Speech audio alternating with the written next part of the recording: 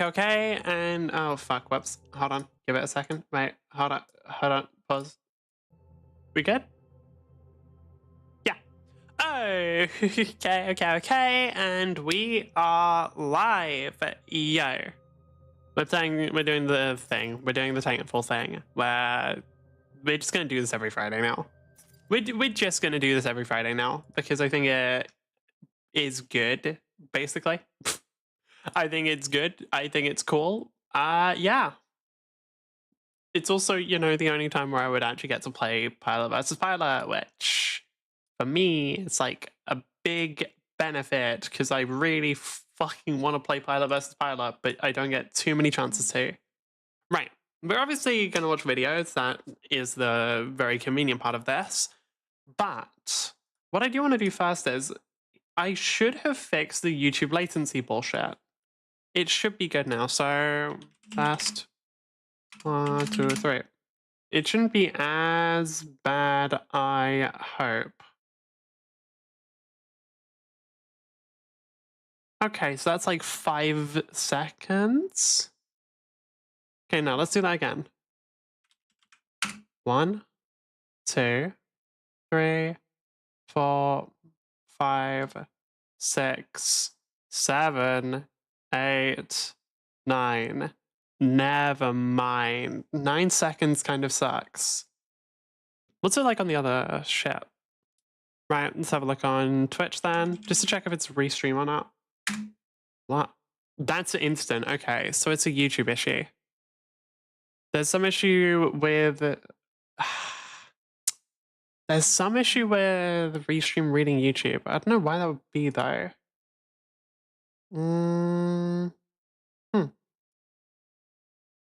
Hide. No, none of that bullshit. What are we causing that? I don't know. Hold on. I mean, it's probably just the thing of like, maybe YouTube is harder. Reading YouTube shit, it's just, they're just worse at it. I don't fucking know. But none of that shit. Well, maybe this shit. Hold on. Anything to do here? Nope. Just on this one. No, it shouldn't be. Ah, fuck, alright. It is what it is. Unfortunately, I think there's just gonna be issues with it streaming to YouTube.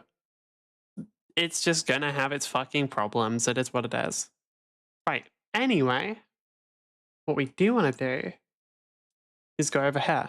And, well, you guys can't see what I'm doing, but I'm moving through, I'm on YouTube. Members. So, we've got some shit to watch. Obviously, we got the fucking Arcane trailer, which we're gonna watch over time, basically. Let's get rid of some of the stuff we've seen. Don't want to watch this. Don't want to watch this. Don't want to watch this. Don't want to watch this. But there is more stuff. We got fucking Diesel Knights, which is like a Titanfall game, or Titanfall style. Greatest open world game you've never played. I'm basically just watching this because this is just titled the exact same way that I title videos. I mean, I have like fucking 2 different games titled like that, so we gotta do that. The hidden details of Vi's Arcane. Did he do more fucking Arcane videos? I mean, I don't blame him. Like, Arcane is probably so fucking profitable for him. Good news from Legends of Runeterra.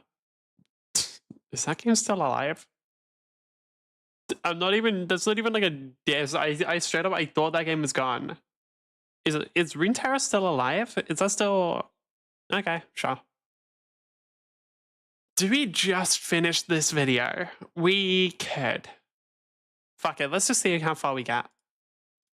And we don't even know if they survived. So, who knows? Which is followed by the arrival of the Noxian army. So regardless of whether martial law happens or not, Noxus is gonna do their Noxian things. And as a bit of a foreshadowing, right after the...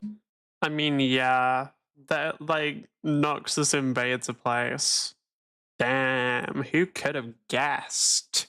Who could have guessed that Noxus would invade somewhere?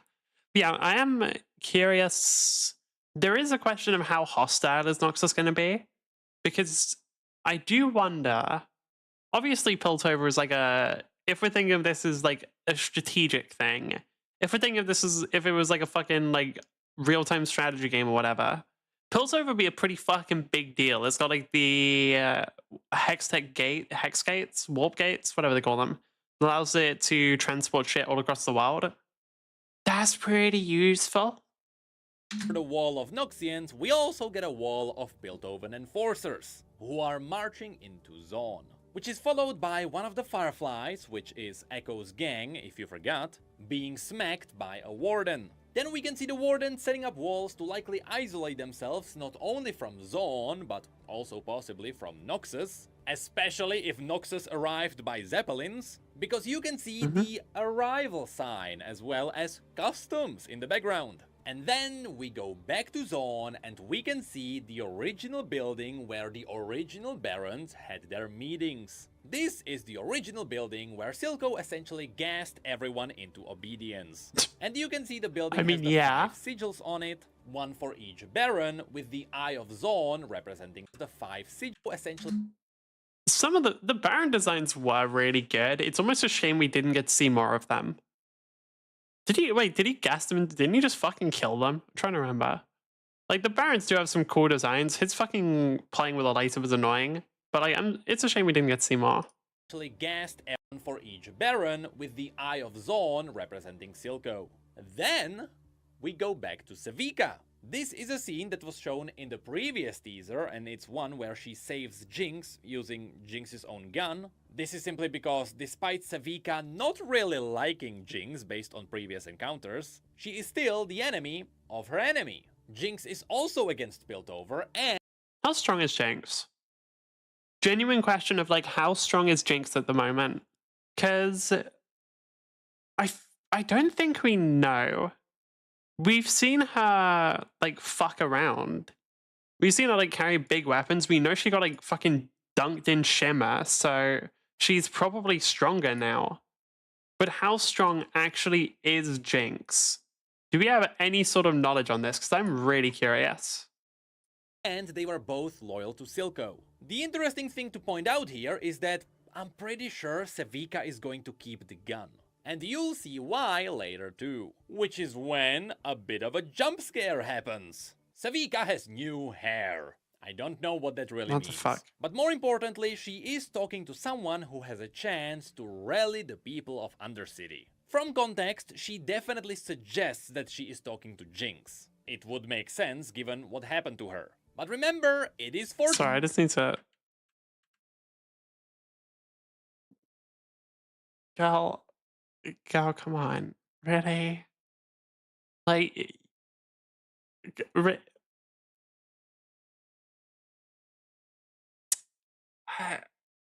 Look, I'm not the most, like, knowledgeable on fashion. I won't pretend I am. But, like... Really? That's like a that's a fucking downgrade. That's like a fucking... Okay, whatever. Rally the people. It would make sense given what happened to her. But remember, it is 40-ish, so take nothing for granted. I wouldn't be surprised if this was yet another misdirection and she ended up talking to Victor. You'll see. Ah, Victor! Or if we're going with characters that have already been in the game, which... or already been in the show... Could be Singed? Like, it could be Victor or Singed. Probably Heimerdinger and Echo. It could be Echo. Like, actually, this... Hold on, I need to watch the trailer again. Oh, fuck, I don't remember. Do I remember? Does he link to the trailer anywhere? No. Okay, hold on. Let me go to the trailer again, because I actually want to check. Arcane trailer season 2. Hold on, there's another thing I want to add to my fucking playlist now, because to my stream playlist. Just because I've been watching a fuck ton of videos from this one person. Can you fucking load the thing that lets me add it to it? There we go. Save the playlist, stream. He does like cyberpunk videos, which are very cool. Right. Yeah. Yada yada. Let's have a look. So where was it? That's ahead of where we were, I think. you have the chance to rally the Undercity together. You're a symbol. Okay, she said specifically, you're a symbol. So, no shot that it's singed. It could be Victor and it could be Echo. It really could. Like, Victor, because he's literally fucking, he like clawed his way out of the Undercity and then he kind of got shit on and dumped back in there. Not entirely, but also not entirely wrong. And then Echo, he led the Firefly. Like, it could be Singe or Echo. It could also be more. If they wanted to do like a bait and twist, I mean, fuck, they could put in some of the other characters. I'd still be interested in them putting in certain characters like, I mean, Renata would be interesting. Renata would be very interesting. Fuck. I want Zeri purely because I want to see Zeri animated. I want Zeri purely because I want to see Zeri in that fucking art style because it'd be awesome. Who else? I guess Seraphine. They could. They could. I don't want them to. I don't really like Seraphine as a character, but they could. I still feel like Seraphine was missed potential. Make her like a psycho or something, it'd be funnier and cooler. See later that he can be an icon too. Anyway, as we get these cool shots of Jinx, a whole new thing just got unlocked. It seems like Riot decided to pay attention to all the things that are happening with League's IP, and they are making the Inks fully canon. Now, most of you will not know about this, but the Inks is a group of fanatics who follow in Jinx's chaos. To them, Jinx of most of you. It could be that, but this also could just be her being fucking delusional and insane. Like, I'll be real, my initial thoughts was this was like her seeing fucking delusions of her parents or whatever. Were first revealed in the Convergence game. So it seems like Arcane 2 will show us how this group came to be. And here we can also point out how bright pink her eyes really are. Obviously, it is an artistic decision to frame the blue of Powder against the pink of Jinx. But interestingly enough, Jinx's eyes are only bright pink during strong emotions. Usually they are only faintly pink, if not grey. And that's because it's all dictated on when Shimmer decides to kick in. Anyway, then we get yeah, that's why I'm wondering, like, how strong is Jinx? Or more accurately, how strong is Jinx potentially? Because there's 100%, I wouldn't even be surprised if the way that Jinx ends up like losing a fight in this is by her being so fucking unstable that Shimmer like doesn't trigger and she ends up being like too weak to lift her gun or some bullshit. But when Jinx is actually properly at full power, how strong is Jinx? Because she's like mega fucking drugged up. She's on like super fucking magic steroids, right? So like, what can she do? I want to see Jinx. I just want to see Jinx and Vi fist fight because that'd be cool. This Jinx painted as a symbol. This is cool for numerous reasons. First of all, notice the city below Jinx. It is spilled over, buried in colors. Of course, you will see this happen later. Then you can see the doves, which are technically a symbol of freedom for Zaun. Because back in the ancient days, the ancient Zaun worshipped Janna, the spirit of wind, who of course had Zephyr, which is the white bird you might recognize from League. And then of course there is the fun fact that here you can see Jinx standing in the pose. This would be so fucking cool if it was a teaser for like Janna showing up. That would be badass. As if she was holding the blue torch as she did in Arcane 1. Also, Vander is behind her. This is awesome because to the people of Zaun, Vander was always kind of a godfather. Especially during the days of him being in charge of the last drop. So people believe that Jinx is following in his example. What people don't realize is that she is technically taking the spot of Silco here. So instead of Silco and Vander, it is Jinx and Vander. But of course, while Jinx is the modern replacement for Silco, Vi is the modern replacement for Vander. I mean, she even got his original gloves. Which is why it is so cool to see Vi. Yeah, I got. Hello, I think I'm the first person. I don't know. Today, yes, you are. I'm still curious about how much lag there is now, because YouTube is going to have less delay. I mean, previously it was like 1 fucking minute of delay, so it's better now. But still, it bothers me. I don't like latency in anything. Like, it just fucking pisses me off. Latency is super fucking annoying. I don't like it. I don't know why YouTube takes so long to update either. You know what I could do? That could be one thing. Derek go 1 like. I don't know what that means. But yeah, I'm thinking about how much did people of Piltover actually know about the conflict between Silco and Vanda? Because I feel like they weren't fully aware of it. Oh, Dago? As in, I still don't know what that means. I still don't know what that means.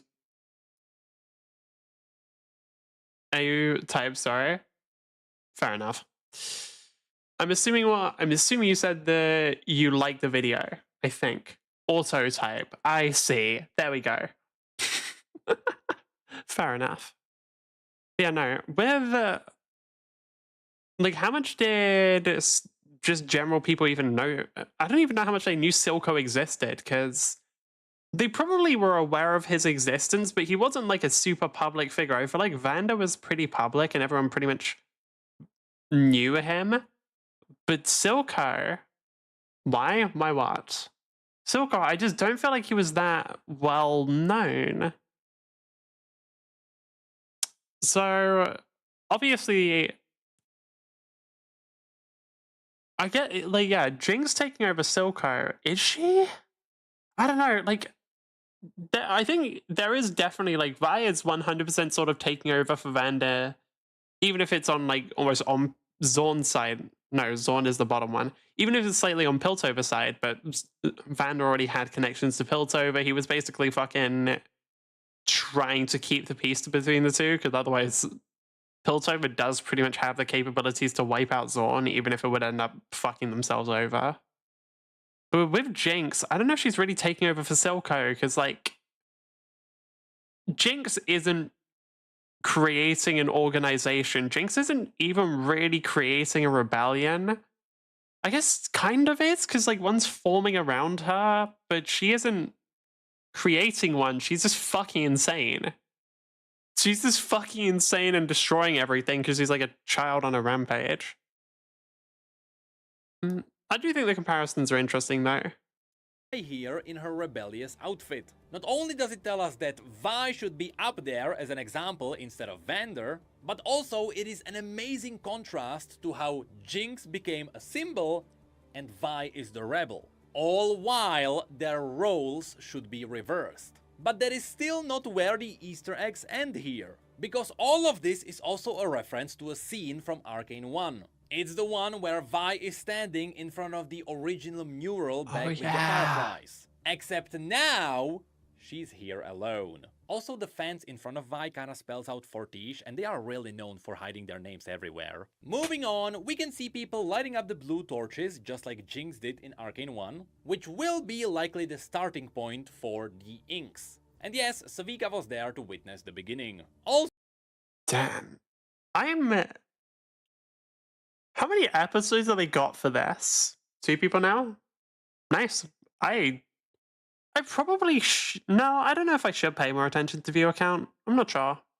Like, it's an iffy thing because some streamers do, but I feel like in general, like, there's not really much of a reason to. It doesn't provide you a massive amount of benefits to pay too much attention to it.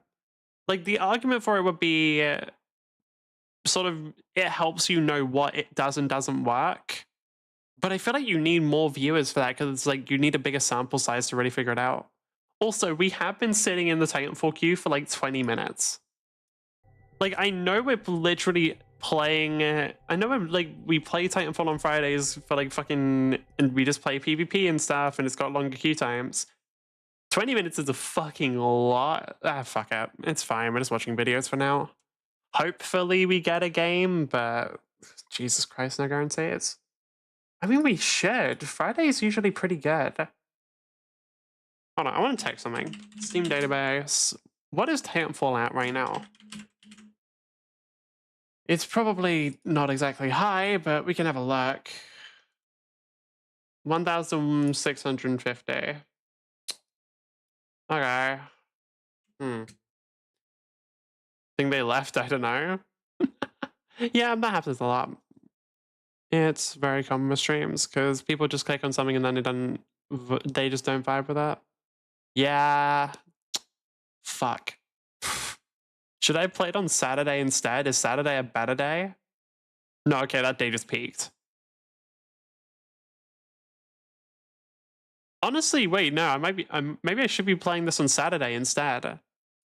Tell you what, we'll play I don't know, we're gonna sit in queue for a while.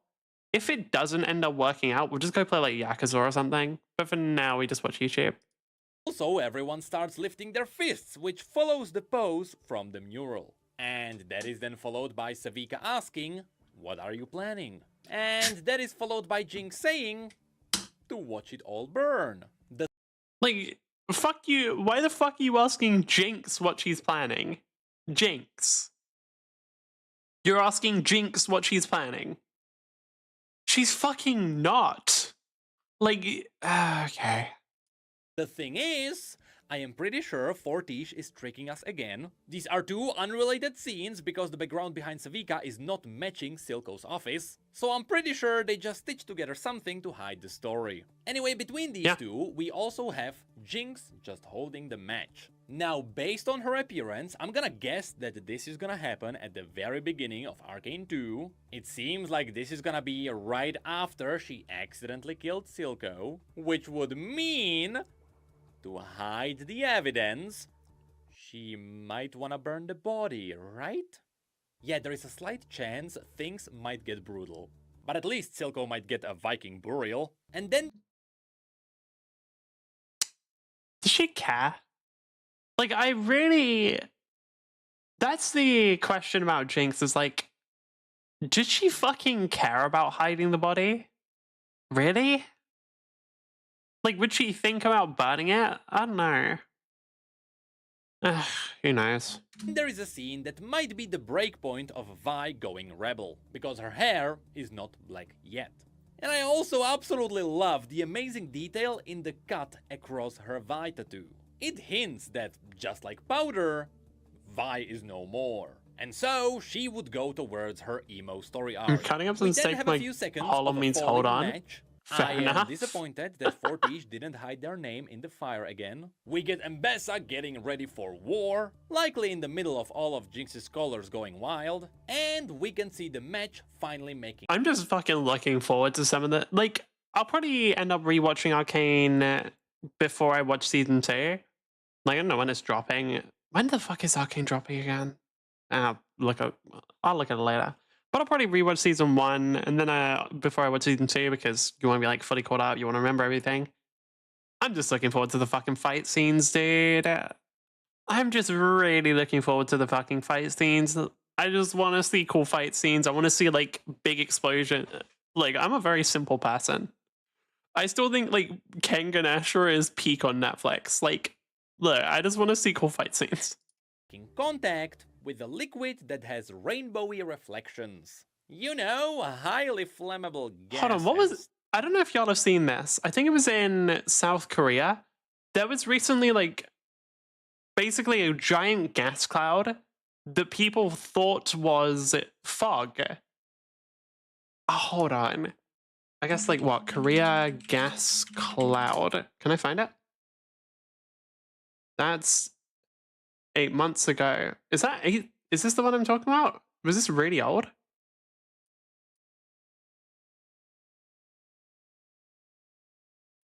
How the fuck did I... Oh, it got fucking reposted. Of course it did. Of course it fucking did. Because of course it's just going to get reposted. Whatever. Gas leak in South Korea causes huge explosion. I think it is this one. I don't want to look at Facebook if you can fucking believe it. Or TikTok. There we go, just YouTube. Yeah, I think it is this one. Okay, it was from 8 months ago. It just got reposted to whatever fucking subreddit I saw it on. But yeah, this. Sorry, this just reminded me of it.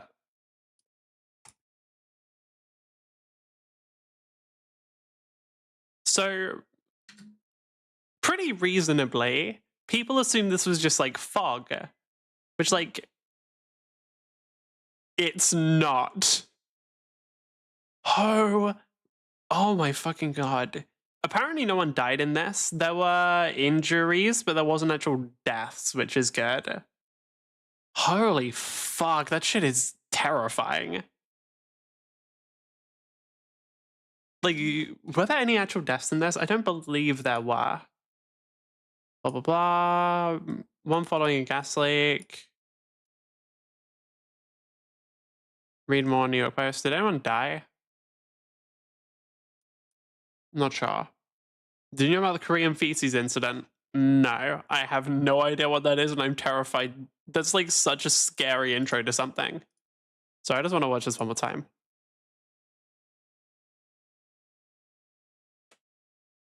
Oh, holy shit.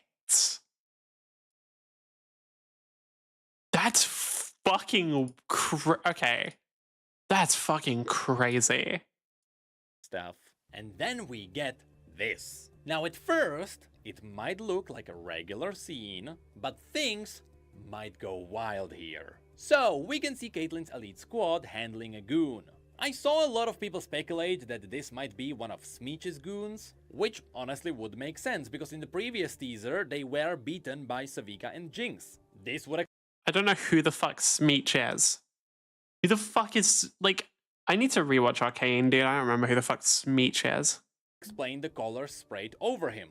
However, the more important part is the background. The contraption behind him seems to be a wind turbine. I mean, it is obviously a bunch of plates propelled by the wind, which would mean that below this contraption it would have to be connected to something bigger that is rotating.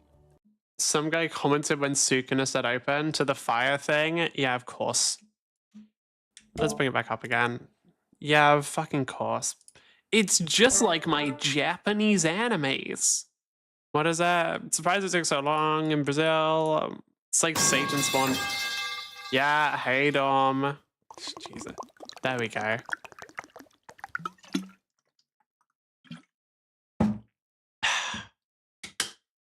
Everything changed when the Fire Nation cracked. Is that missile gas that's crazy? Yeah. Everything now, like methane, so when it leaks it... I mean, fuck, dude. Like... Holy shit.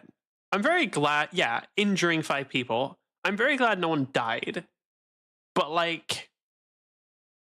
I don't know if this is fucked up to say. Holy fuck, it looks so cool.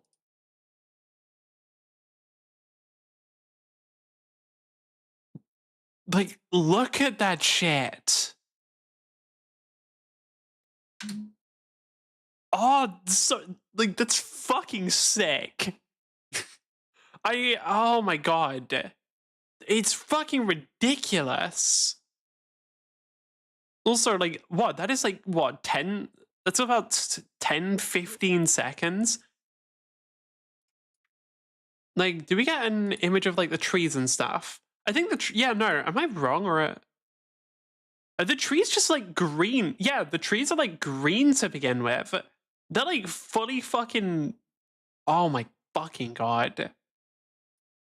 That's wild. That's so fucking cool looking. Like, I'm saying this because no one died. That's so fucking cool looking. And what could that be? Well, it could be Jinx's original hideout. The giant propeller thing underneath Piltover. What's also cool is that the lines around it seem to an uplift. And then the blue colors erupt. Why is this cool? I wasn't sold initially. The blue color, the giant blue explosion, not gonna lie, that one does tip the scales a bit for me. I'm not gonna, yeah, that checks out. Yeah, that could in fact be that location. Cool, and why am I hyping The trees are intact. How the hell are they not burnt? I mean, they are slightly. Hold on. Oh my god, I have to bring it up again. Hold on, let me get rid of the... I want to get rid of something quickly. I want to turn off the fucking shitty hotkeys that mess my audio. Right. You can see they are slightly burnt, or like, I guess they're not fully. But basically, it's just because it takes time for fire to burn shit. That is the quick answer. The trees are not burnt because, like, while gas just ignites ridiculously quickly, wood, trees, leaves, especially like living ones, which are, I guess, damper, they're not going to light up as quickly. The reason why gas is so scary in some situations is because, like, it takes what, like 15 fucking seconds? Like, we can see where it starts. It starts all the way back there. It's here so fucking quickly. Like, that is... gas ignites so fucking fast. Most other things don't. Like, most other things do not get fucking just absolutely torched that quickly. Bring this up? You'll see later. Yep, just be ready that there is a lot of setups in this trailer. Anyway, then the entire city gets covered in colorful smoke. You can see the Incognium Runeterra being blown up. Fun fact, this is a device that was originally meant to track any person around Runeterra, but the owner of this device died and he never told anyone how to work with it. Also, it can be turned into a nuclear weapon. And as all the colors are going wild, I'll be real, a device that can track anyone anywhere is just kind of creepy. Probably a good thing he didn't tell people. That's creepy as shit. can see this. Actually, it can be turned into a nuclear weapon. Because that implies, like, if both of those functions were intentional from the beginning, the actual function of the device is track anyone in Runeterra, then fucking, like, orbital strike them.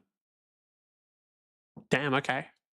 A banner showing Jarvan the Fourth. Now, during Arcane 1, Fortige hid a lot of non-canon Easter eggs around. For example, we could find some Pentakill posters and even Gentleman Cho'Gath. But this is far too much in our eyes to be just an Easter egg. I believe this is actually a banner of Jarvan the Fourth in Piltover. And the reason why this is interesting is because it would make sense for Demacia to try and prevent Piltover falling into Noxian hands. If Noxus successfully takes over Piltover, Demacia is kinda screwed. So maybe Arcane 2 will also give us a bit of a Demacia versus Noxus storyline. Here you go, one new sub. Thank you. Why not the third? Because Jarvan the Fourth is the current Jarvan. What do you mean? I could be wrong, but isn't Jarvan the Fourth the current Jarvan in League of Legends? Like, that's why. Also, we have been queuing for 35 minutes now. We still have not found a match. Why not the fifth? Because they're not there yet. Probably take it, like, you gotta wait for some, it takes some time. Like, bro's gotta rizz up a fucking dragon. Shit's gotta take time, dude. What do you expect? Honestly, this banner alone just opened a massive gate for future storytelling. And then finally what is this again? This is the Arcane trailer. Got a payoff for some of the setups. So here, once again, we can see Piltover getting covered in Jinx's smoke. To which you might ask, was this entirely done by Jinx? Nope, this was most likely the work of her fanatics. Because this is the scene we saw on the mural. The cool thing to point out here are the Noxian boats around, as well as, I don't know, the massive Noxian building in the middle of Piltover. Yeah? Yeah. That is a whole new building, and I'm pretty sure that's gonna be Ambessa's headquarters. I kinda love how the tip of the building is hinting the Immortal Bastion. Then we have a quick shot of Silco's former goons fighting for... So, I'm curious about... That does raise the question of what is the flag in Demacia? Or what is the Demacian flag there? Like, is that just hung on, like, the Demacian embassy, while the Noxian embassy is in the same place? Or is there, like, just someone... Like, there is a genuine chance that isn't even... What's the chances that the Demacian flag isn't that relevant? They showed, like, a specific shot of it. Hold on, I want to look at the trailer again. Where is that? It was, like... Here. Watch it all burn.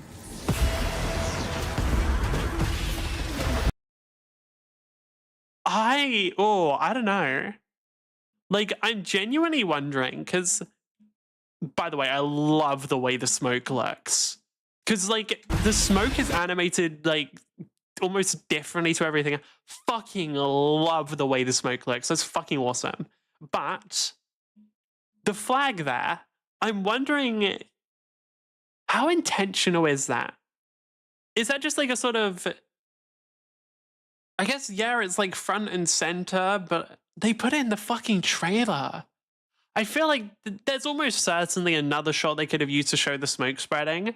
So I feel like they put the flag there intentionally, right? I don't know. I'd find it so doubtful that they didn't. What's the chances we get to see like a Demacian character? Honestly, that's a genuine question. What would happen? Like, imagine if the fucking final episode or so just goes like completely batshit. We end up having like Demacians and Noxians fighting over Piltover, while Jinx and Vi are also fucking fighting or something. God, that'd be sick. On the right, you might remember Chuck from his scene at the bar with Jinx.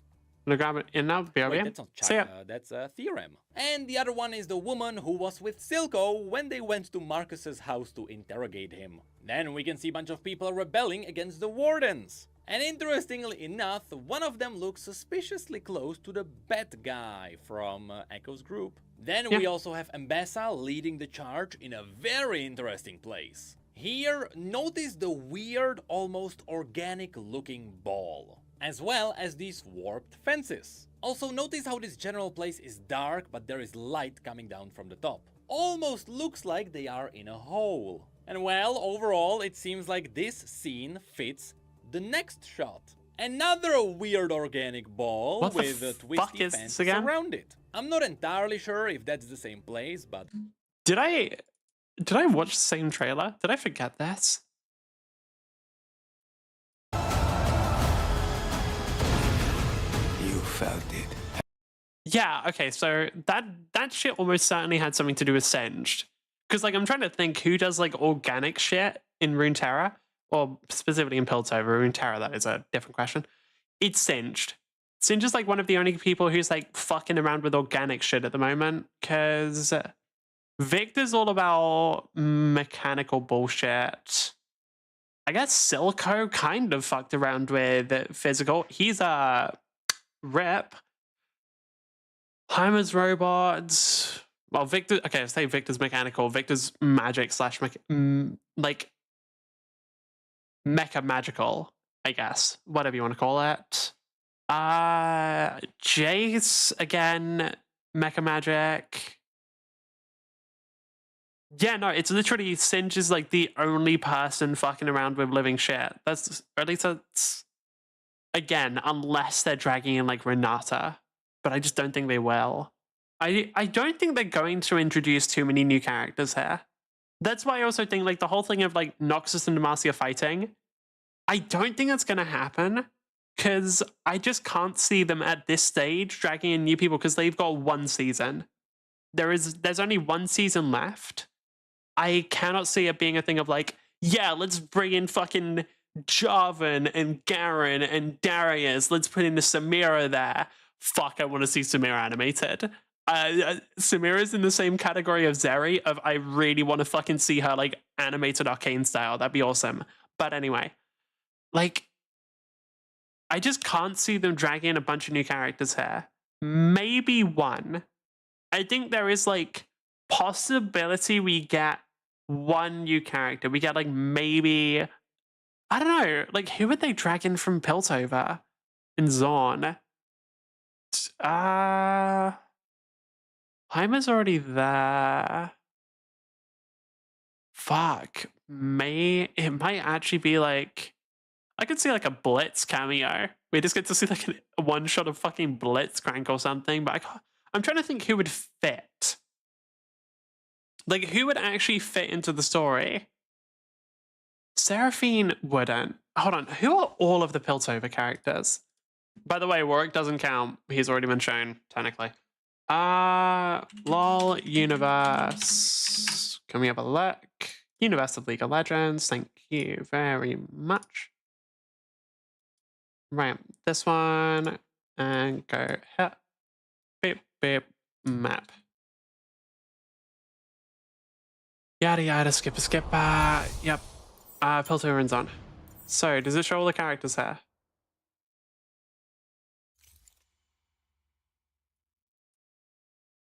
It doesn't. Isn't this supposed to show all the characters that are like linked to this? Fuck, whatever. Regions.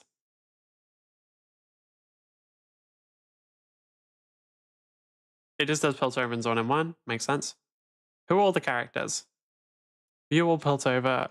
Who else fits? Huh? Oh, this didn't get updated, huh? Oriana, no shot. Wait, is Blitzcrank not here? Is Zorn a different region? Did I like miss it? Oh, Zorn's a different region. Okay, makes sense. I was gonna say. Why are they different? That's fucking weird. So those are all the Piltover. Those are all the Zorn. Fuck, there's a lot of Zorn. Who would fit? Who would fit into this current storyline of like a fucking basically war? Camille would. Camille would, and again, another character I want to see them fucking animated. Ezreal, not really. I feel like Camille's the only one who would fit into like a sort of war between Piltover and Zorn because she's another enforcer. She would like, I could see her like working with Caitlyn, and again, want to see her animated. Renata could. Would Zeri? No, I don't feel... Hello, Freddy, how you doing? Like, no, I don't feel like Zeri would fit because, like, yeah, she's like kind of a rebel, and yeah, she's like a fucking vigilante, but I don't think she'd fit into like a full all-out war. She's like too happy. I genuinely think Zeri is too happy for Arcane. Like, Renata I could see, though. Like, we've already had some shit with like the Chem Barons and stuff. I don't think they will, though. They probably planned out the story. When did Renata drop? Hold on, actually, that's a big question. When did Renata get released? Does it say anywhere? No. When the fuck did this character drop? Doesn't fucking say how. Okay, hold on. Let me look it up. Renata release date. Renata release date. When was it? It's February 17th. Arcane release date. 7th of no. I genuinely think like the reason we're not going to see Renata is because the story was probably planned out to in advance. Like there is a decent chance that the story was planned out to in advance. Like I wouldn't be surprised if the entire story for Arcane was planned out before season 1 dropped. So I think new characters just aren't going to be in it. I think we could see a Camille, but that's probably the best we're going to get. It does look similar. Anyway, this is where things start getting interesting. Why not? Why not Zeri? I just explained it. I'm not repeating myself. I literally just explained why. Because this looks unlike anything else that was shown in Arcane. Well, maybe besides the Hex Core. That's right. Yeah. This is likely what's gonna happen if you let the voidy power of Shimmer loose. Yeah. I'm not entirely sure what this is, but I do have a theory. This might be a fallen Hex Gate. If you look at the structure in general, you have the ball in the middle with the 2 wings around it. To which you might argue, well... Wait, yeah, no, he might be cooking. In the middle with the 2 oh, no, he's right. around it. Wait, no, To he's which actually... You might argue, well... Not entirely. Because that's like... Huh.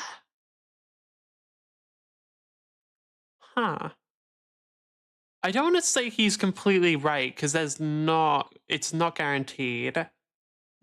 well, this one looks different though. To which I'd like to correct you, that is exactly what the Void does. Anything it touches, it melts it, it deforms it, it makes metal look organic. Just like this. He's To not drive the wrong. point further, look at these images of the void around Icathia. It is organic God, the void is structures cool. with hints of gold, very similar to this. And interestingly enough, the reason why I do believe that this is I think one of the best arguments for it being the void is it being like fucking torn apart. Like this part of the top where it's like getting fucking just ripped apart. That's like a pretty strong fucking argument. Like we look at some of the void art. Like this shit's fucking just like weird. this. To drive the point further, look at these images of the void around Icathia. Like, you can literally see It the is sand organic fuck- structures That's so with cool, hints by the of way. gold, very similar to this. Yeah. And interestingly enough, the reason why I do believe that this is a fallen hexgate is that besides just a similar appearance, I am pretty sure these are crashed zeppelins all around it. So it seems like someone took down the hexgate, possibly someone who didn't appreciate Noxus invading Piltover, and then some crazy experiments happened with it. Let's have a look. Haven't you? Seeing it like exploding like that is cool. They do look like zeppelins.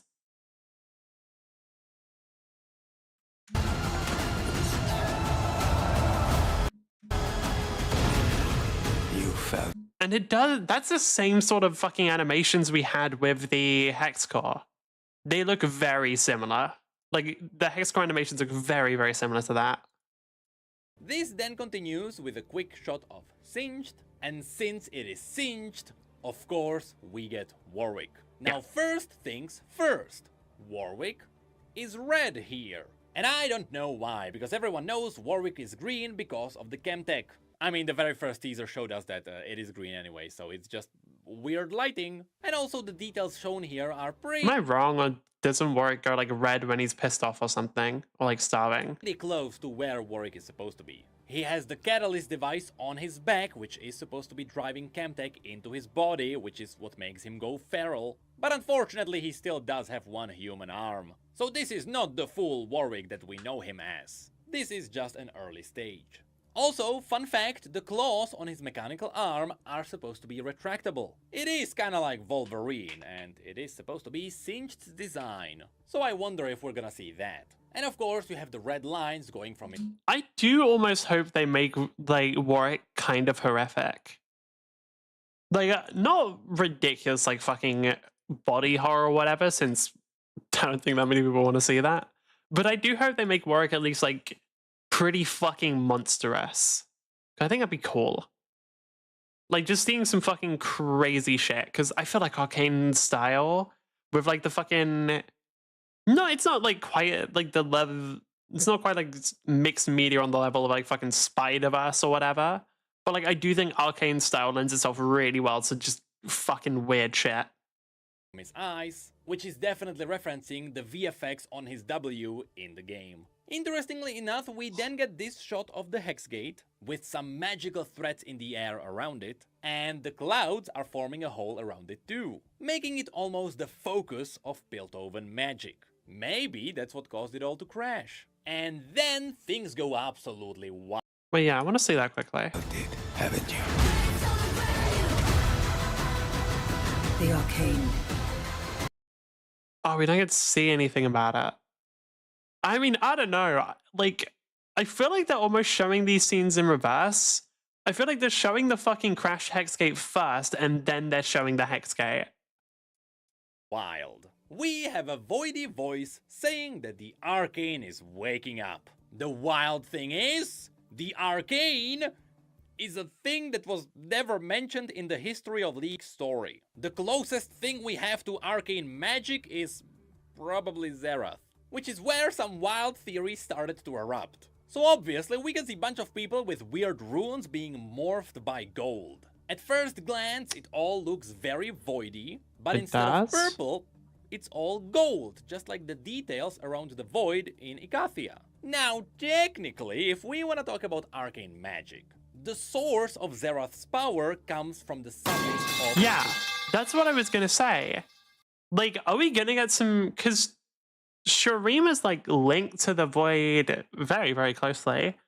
Are we gonna get some like sun disk bullshit where like they're being fucking transformed by the power of the sun disk? Not really. I mean, they are. They're just close. Right. Thank you, Dom. So they are close to each other. Anyway.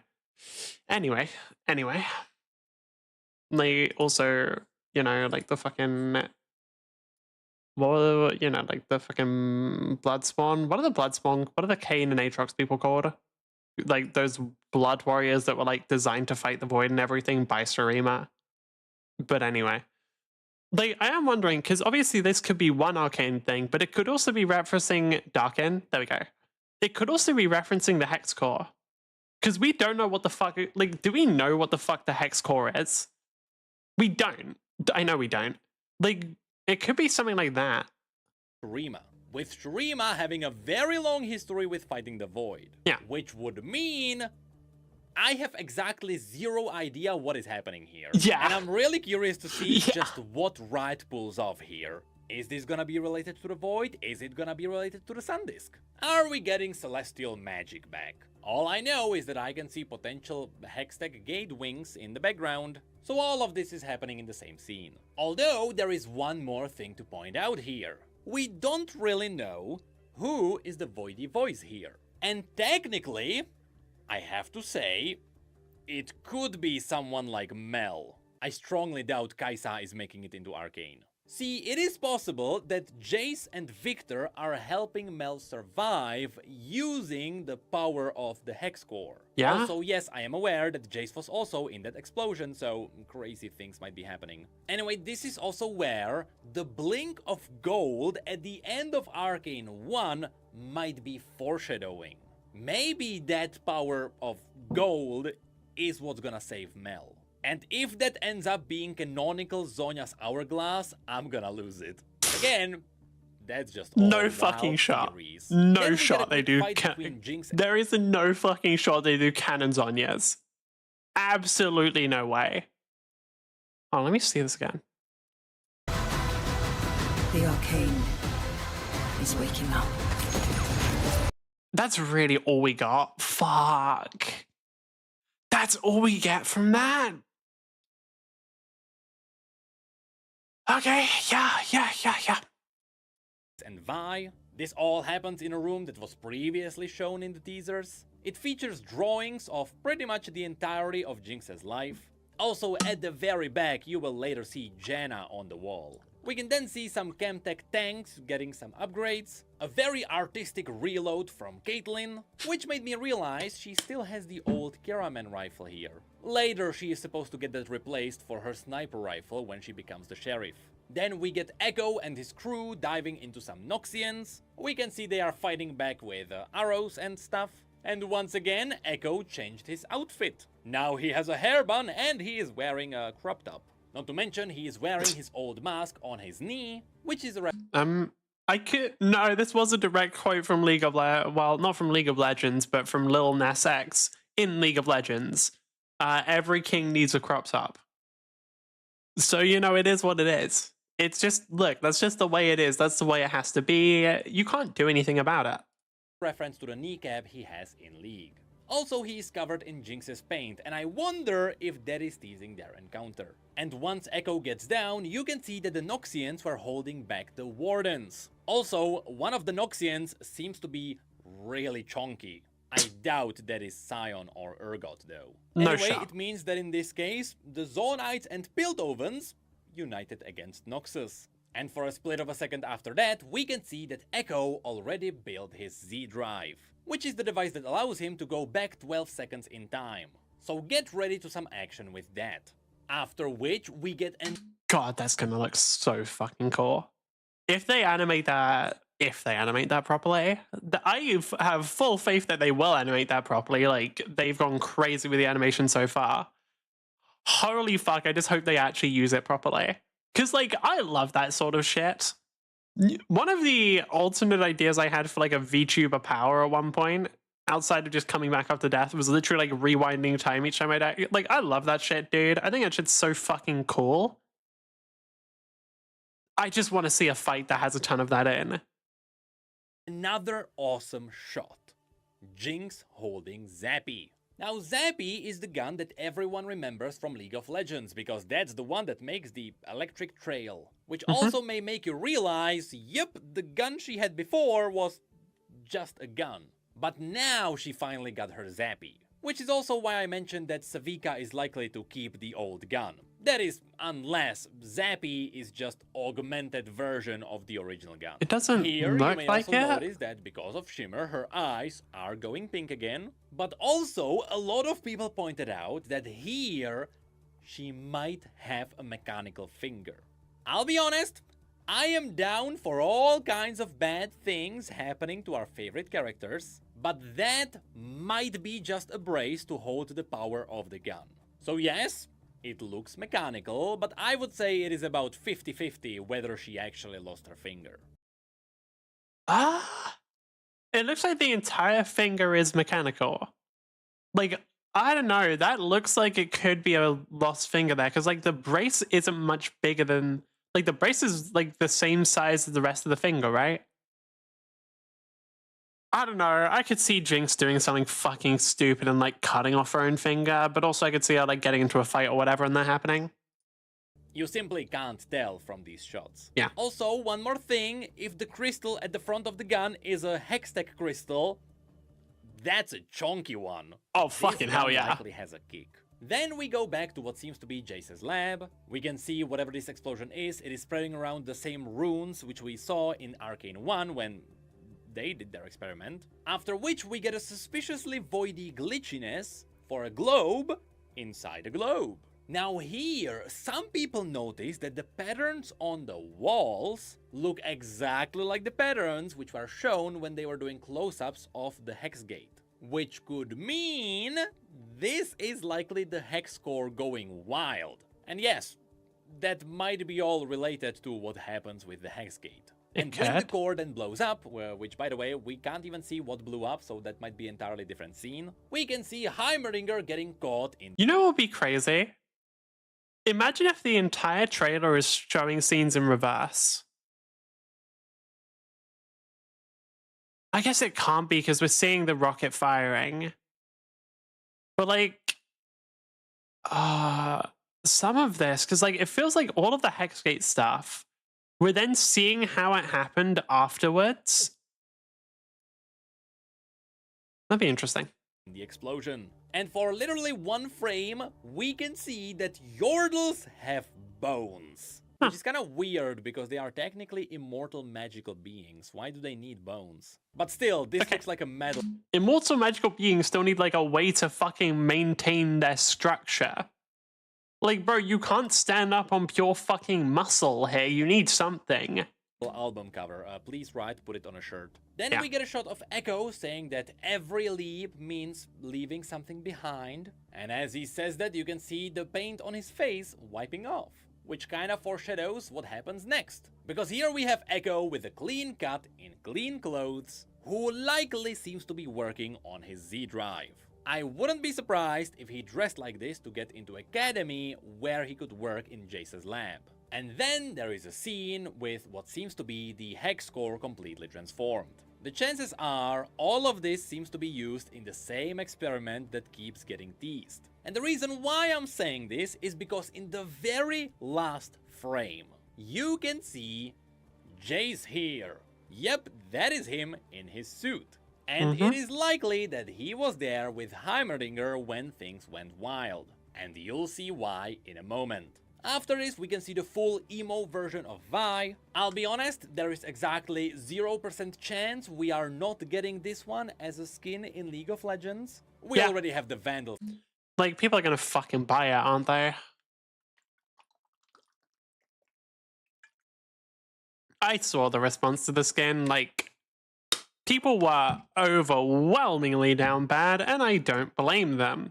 We are no version of... I'll be real, the only reason I'm not, because, like, this muscly woman, like, I get it. People might be very surprised that I'm not into this. Piercings freak me the fuck out. That's the only reason. It's really annoying as well, because if they didn't, I'd just have, like, so many better options, like so many more options. But no, piercings freak me the fuck out. I don't know what it is about them. Shit, like cannot deal with that shit. Yeah, they don't like. So it ruins like a bunch of shit for me. It's right in. And I like the two-headed hound on her back. The two heads could be representing Vi and Vander, because Vander used to be known as the Hound of the Underground. And there is a quick clash between Savika and Caitlyn, which is interrupted by a rocket hitting a nearby building. In the aftermath, you can see that Savika has the chompy arm that was likely made by Jinx, and Caitlyn already has her new sniper rifle with the net launcher. We then also get Jinx in a seemingly similar scene, and then we have Caitlyn, who now has a Hextech railgun. I'll be honest, That's fucking badass. Holy shit, that looks so fucking cool. this one is entirely new, and I don't really have anything to add. Which It's is followed cool. by I do. That's fucking badass. I want it. I want a giant fucking magic gun. Why don't any fucking fictional character? Why don't I get giant fucking magic rail guns? Huh? Why is it fucking limited to fictional people? That's bullshit. Ambessa going wild on the front lines against the Wardens. Cool. This likely means that the martial law didn't go through, and so Noxus is trying to take over Piltover using brute force. Also, What a surprise. I genuinely believe this is what Ambessa is gonna look like in the game. I still think, like, we're seeing this now with the whips as well. I still think she is going to be in Tourette's care. I still think she's going to be one of the characters that releases when the game drops. Because, like, she just got some cool-ass fucking abilities. The way she's been described makes it seem like, yeah, she would fit into a fighting game really well. Like, I would be very surprised if they don't put her into Tourette's care. And so Noxus is trying to take over Piltover using brute like in the game. We know she's gonna be in the game, and this one looks cool. Also, I wouldn't be surprised if her counselor outfit was her launch skin. Then there is Vi saving a warden from an explosion, and I am pretty sure this is around the time Vi is gonna go rebel mode. Because you can see she already has the cut across her cheek, and she has the same burn on her face which she had earlier on. Then there is also this quick fishman from Caitlyn's squad, and you can see that they are holding back Noxian ships. So some of them will likely arrive using the river. Which is where we get to the awesome part. Caitlyn looks up in the middle of all the chaos, and Jinx gets a new skin. Yes, there is no doubt Vi is getting her Vandal skin, and Jinx is getting this. I know that I'm biased because I like hoods. Well, I don't know if that's biased. This is cool, and I want it. I hope they sell this as, like, merch. I won't buy it, but it's cool. But I don't know, this appeals to me a lot because we got, like, a hood, her hair's covering part of her face. Like, I like that shit. That's awesome. It's fucking cool. And that's because this is where a lot of things start paying off. So first things first, the design. The mechanical finger still kinda looks mechanical. The hood very clearly mimics fish bones. The rocket launcher that turned Jinx into who she is now. But also you might notice that not only is her hair dyed to merge the blue and pink, which symbolically shows Powder and Jinx combined into the new Jinx, but also her hair is cut.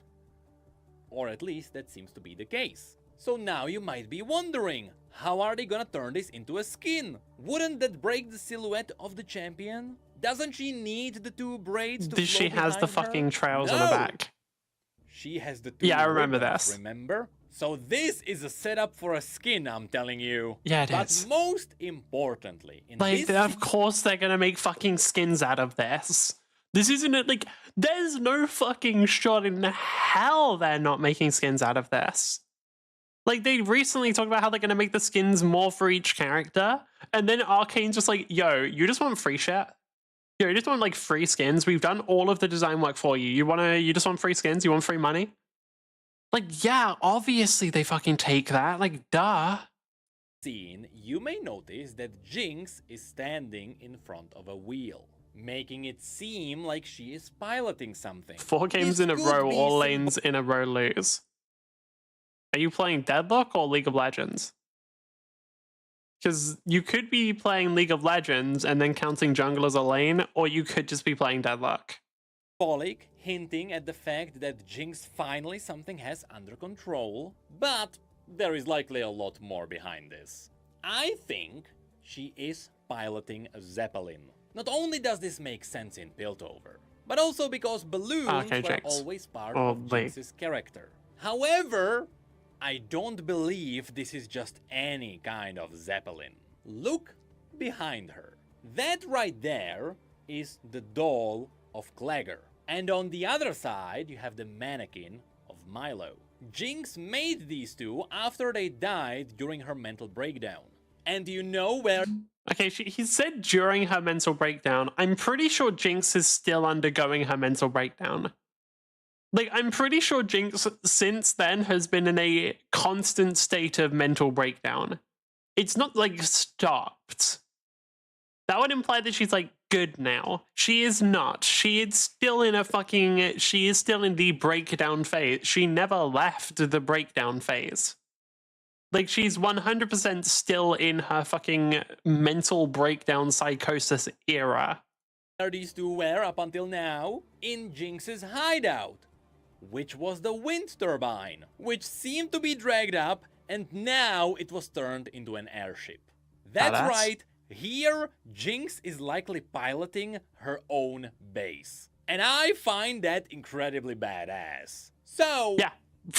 Let's go into the finale of this. We have Vi after her rebel phase is over, because you can see the black is now fainting from her hair. Also, I'm pretty sure the Atlas gauntlets have new platings on them. She then goes up with Echo, which by the way, in the corner there, you might be able to see the airship. And then as she charges her gauntlet, we get a bunch of flashbacks. Rise is back. We know it is Rise because of the finger tattoos. They are exactly the same as they were in Arcane 1. In fact, this scene mimics a scene from Arcane 1.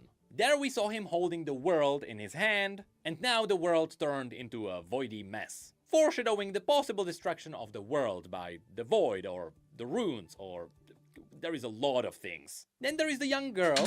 I feel like that pretty much just summarizes Runeterra, foreshadowing the possible destruction of the world by this or the other thing, or the other thing, or the other thing. There's so much shit in Runeterra that can destroy the world.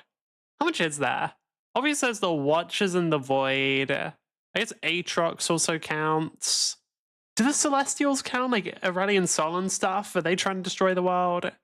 Eh. Mordekaiser definitely counts. Viego counts. Does Ionia have anything? I don't think Ionia has anything. I guess like maybe the demon. Nah, the demons are just pricks. They're not really trying to destroy the world, I think. They're not organized. Demacia, maybe the dragons? I don't know. Ixtal is just a region of bitches. Shurima, maybe Zerath? For 23 minutes, why does ADC have 7k damage? Because you're playing League of Legends, what do you expect?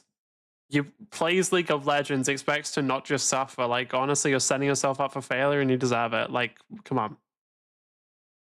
Which is one of the fanatics. You can see that she is a big fan of Jinx because she even tried to replicate the cloud tattoo on her shoulder. Based on the setup, it obviously reflects the very first scene from Arcane, the one where Vi and Jinx lost her parents, and we saw young Jinx devastated in the middle of the chaos. Also, from the previous scene, this is where Caitlyn reflected as the cruel warden. So I assume this is where Caitlyn realizes that what she's doing is quite bad. For a few seconds, we also saw Echo winding up the Z-Drive, so at the very least, it is confirmed that we are gonna see some of his timey powers. There is also a shot of Caitlyn being crushed by Camtank. Nothing to add here. After which we get this. A man... Do we think we're gonna get... Nah, we're not gonna get Caitlyn fucking, like, infused with Shimmer or anything. We're just not playing Titanfall today, okay. We have been... literally sitting in queue for a fucking hour and 10 minutes now. Also, I have turned, because we started this off for like 8 minutes. So I have turned, sorry, I took some minutes from traffic. No worries. But yeah, no, I have turned, what is that? Fucking 24? Yeah, I've turned 24 minutes of video into 1 hour 10. We're not even done. And sitting in front of the voidy mess, holding a cane. with a gem fused into his body. Yeah, now Victor. obviously, the first guy everyone thinks of is Jace. Jace Huh? is the one who always wore the crystal on No, it's the Victor. sleeve of his suit. With a cane. This is the exact same gem that was given to him by Rise. And if Jace was there with Heimerdinger when the explosion went off, it makes sense that the magic of the Void Core would fuse the crystal with his body. Again, that's kind of what the Void does. It melts things together. And you can see that even the cane he's holding looks organic, which is why it likely originates from this semi-organic Wait, place. is that not... However, because he is holding a cane, there is the slight possibility it might also be Victor. Yeah. First of all, there is nothing that would suggest that Victor can't just take the gem. I mean, there is technically also the possibility that Jace is dead, and Victor might have used his suit. I mean, you know, Jace was there during the explosion. And if you look at everything that's happening, Victor's storyline would actually be a lot closer to everything that's happening here. Yeah, He's the like, one who always used... Victor being fused with fucking Hextech gems makes a ton of fucking sense. He's literally the guy who just did that. Bro literally just fucking did that. Like, him fusing with the fucking arcane core would make it, or the hex core make a ton of sense, because, like, pretty sure he did that in the game, I think. I don't remember. Did he fuse, or is it just, like, hovering around him? No, I'm pretty sure he fused with the fucking hex core as, like, part of his evolution. Right, actually, we are going to be right back, because I drank all of my water, so I need to get more. See you in a bit. Let me also cancel the Titanfall queue, because we're definitely getting a Titanfall game, guys. But I don't want to cancel it, and just in case we end up, you know, fucking missing it. So yeah.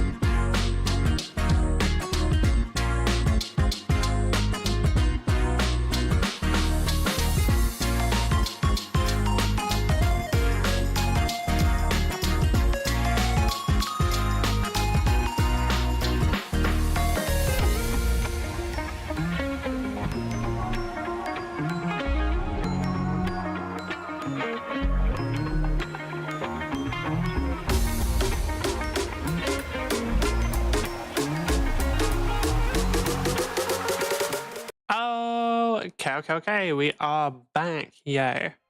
Gonna watch The Mandalorian? Have fun. Right. We'll try queuing up for Titanfall, but we're not gonna get a match. We already know this.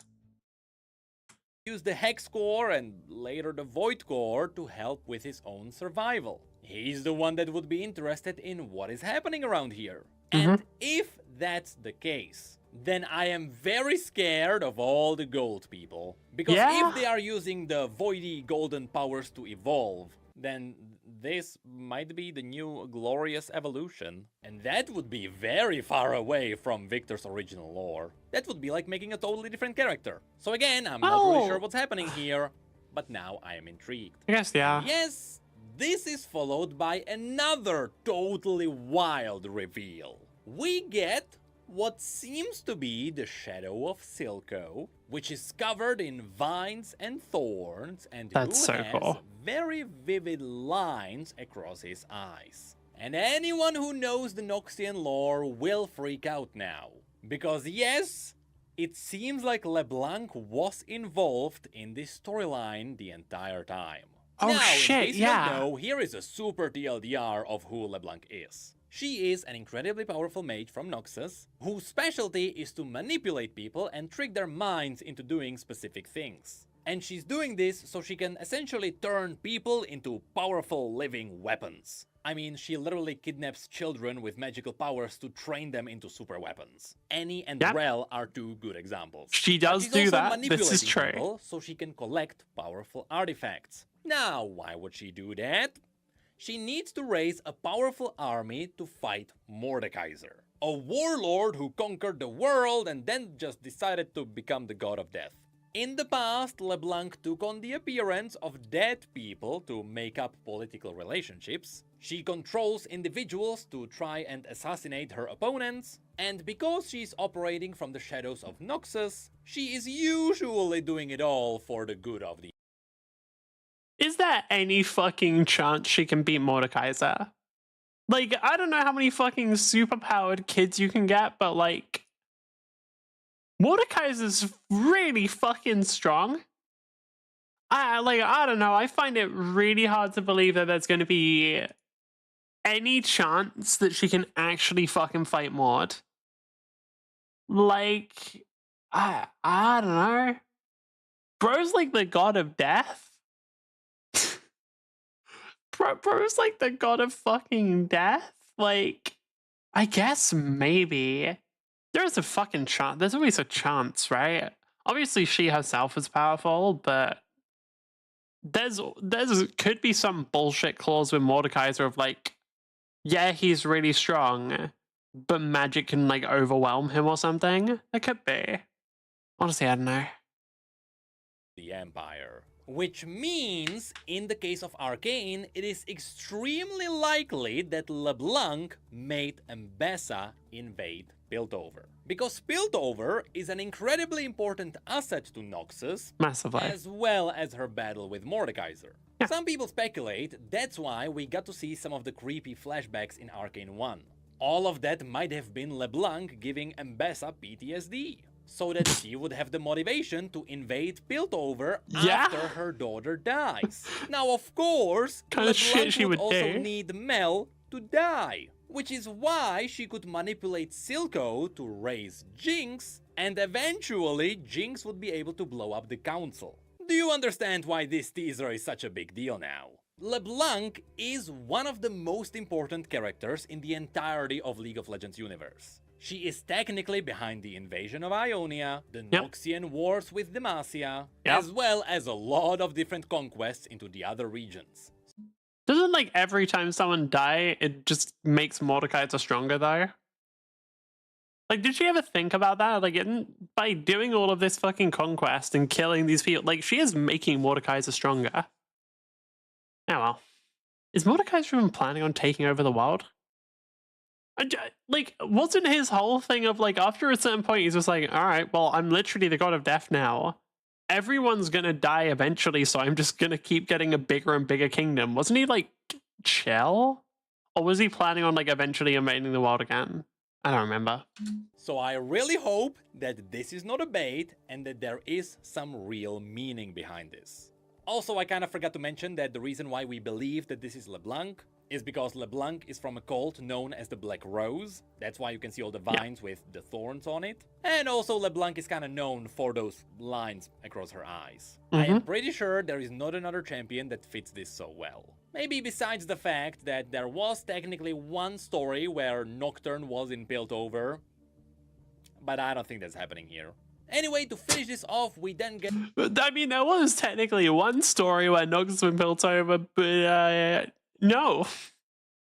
Vi fighting Warwick, who, you know, is possibly Vander. And again, I love the symbolism of the two hounds on her back. We have Heimerdinger right before the possible explosion. We have Jinx trying to fire fish bones for the second time, but for some reason it explodes. Maybe the Hextech gem was spent and she didn't figure out how to reuse it. Also here you can see the paintings from her past, such as her parents arguing or Jinx killing Silco. And in the back, as I mentioned, you can see As Diana. I said, I do not think she ever stopped having a mental breakdown.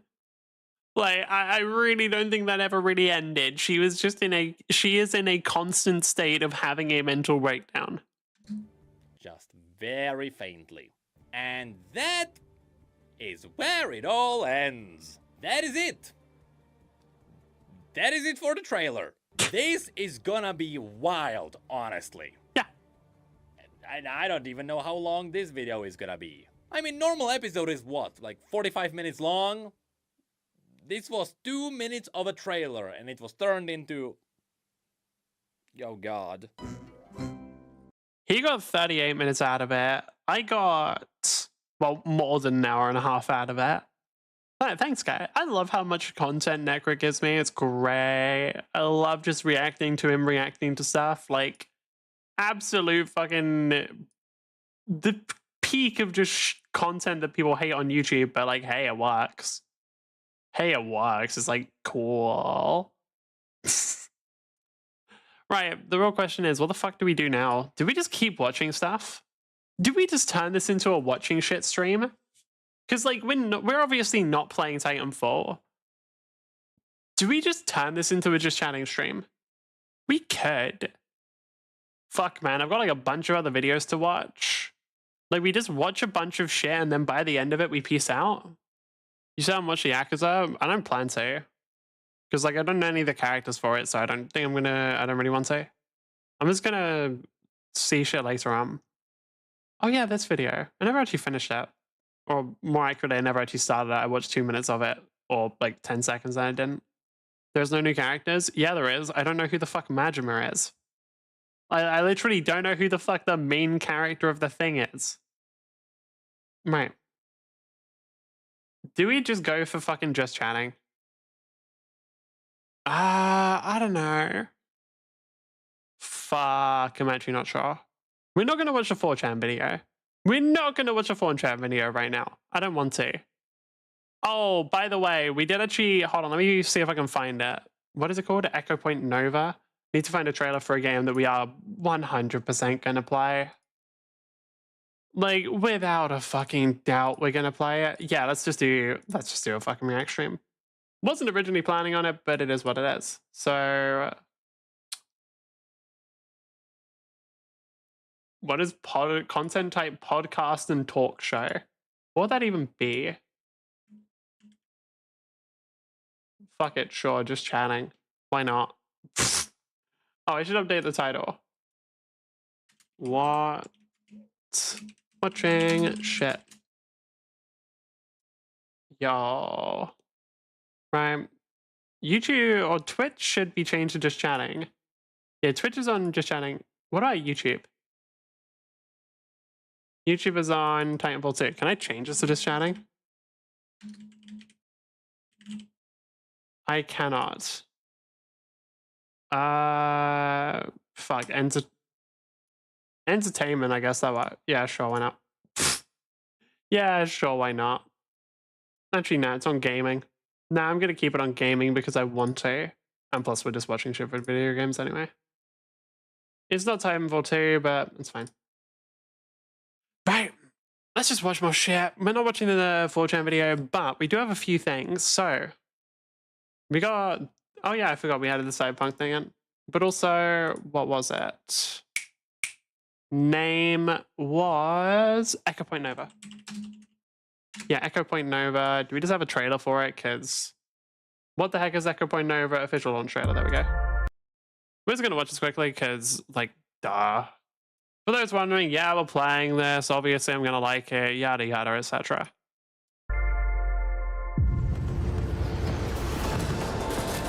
I don't know when, but we will.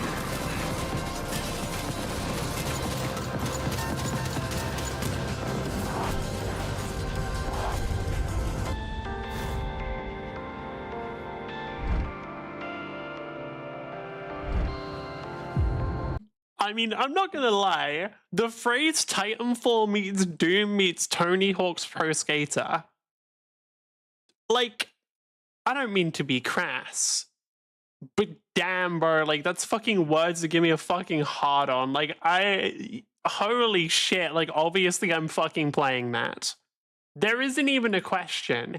Like, I'm 100% gonna play a game that's described as that.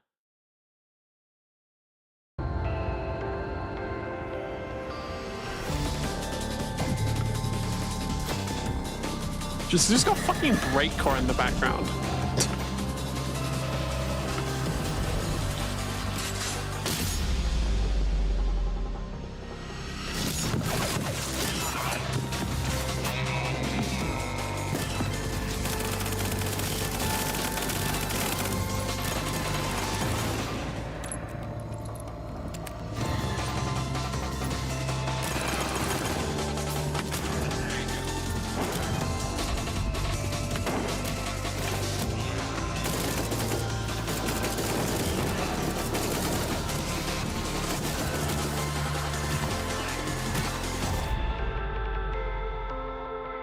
Nice. If it needed more, in case you weren't convinced, by the way, also there's more. Like, obviously we're playing this. I don't think I need to explain why. Like, fucking obviously I'm playing this. I think I'd be fucking, like, I'm done if I don't. Like, I have to play this. It's that simple. I don't get a choice. There's no fucking, like, maybe. Like, I just have to. I'm pretty sure there's a contract somewhere that obligates me to. And if it's not a contractual obligation, well, fuck, I just want to play it. Like, holy shit. Obviously we're playing that. Alright, let's look at some more stuff. What is Quick this? disclaimer. Dungeons of Blood and Dream. Oh, God. This is like a 20-minute video. I don't know why I put this in. This is probably something I just want to watch on my own time.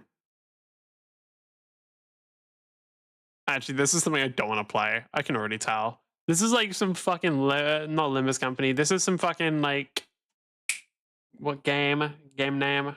Game? Cruelty Squad bullshit. I just not into it. Right. Hi, my name is Xavier B. Johnson, and this Oh my god. is long overdue. But let me assure you, I'm back.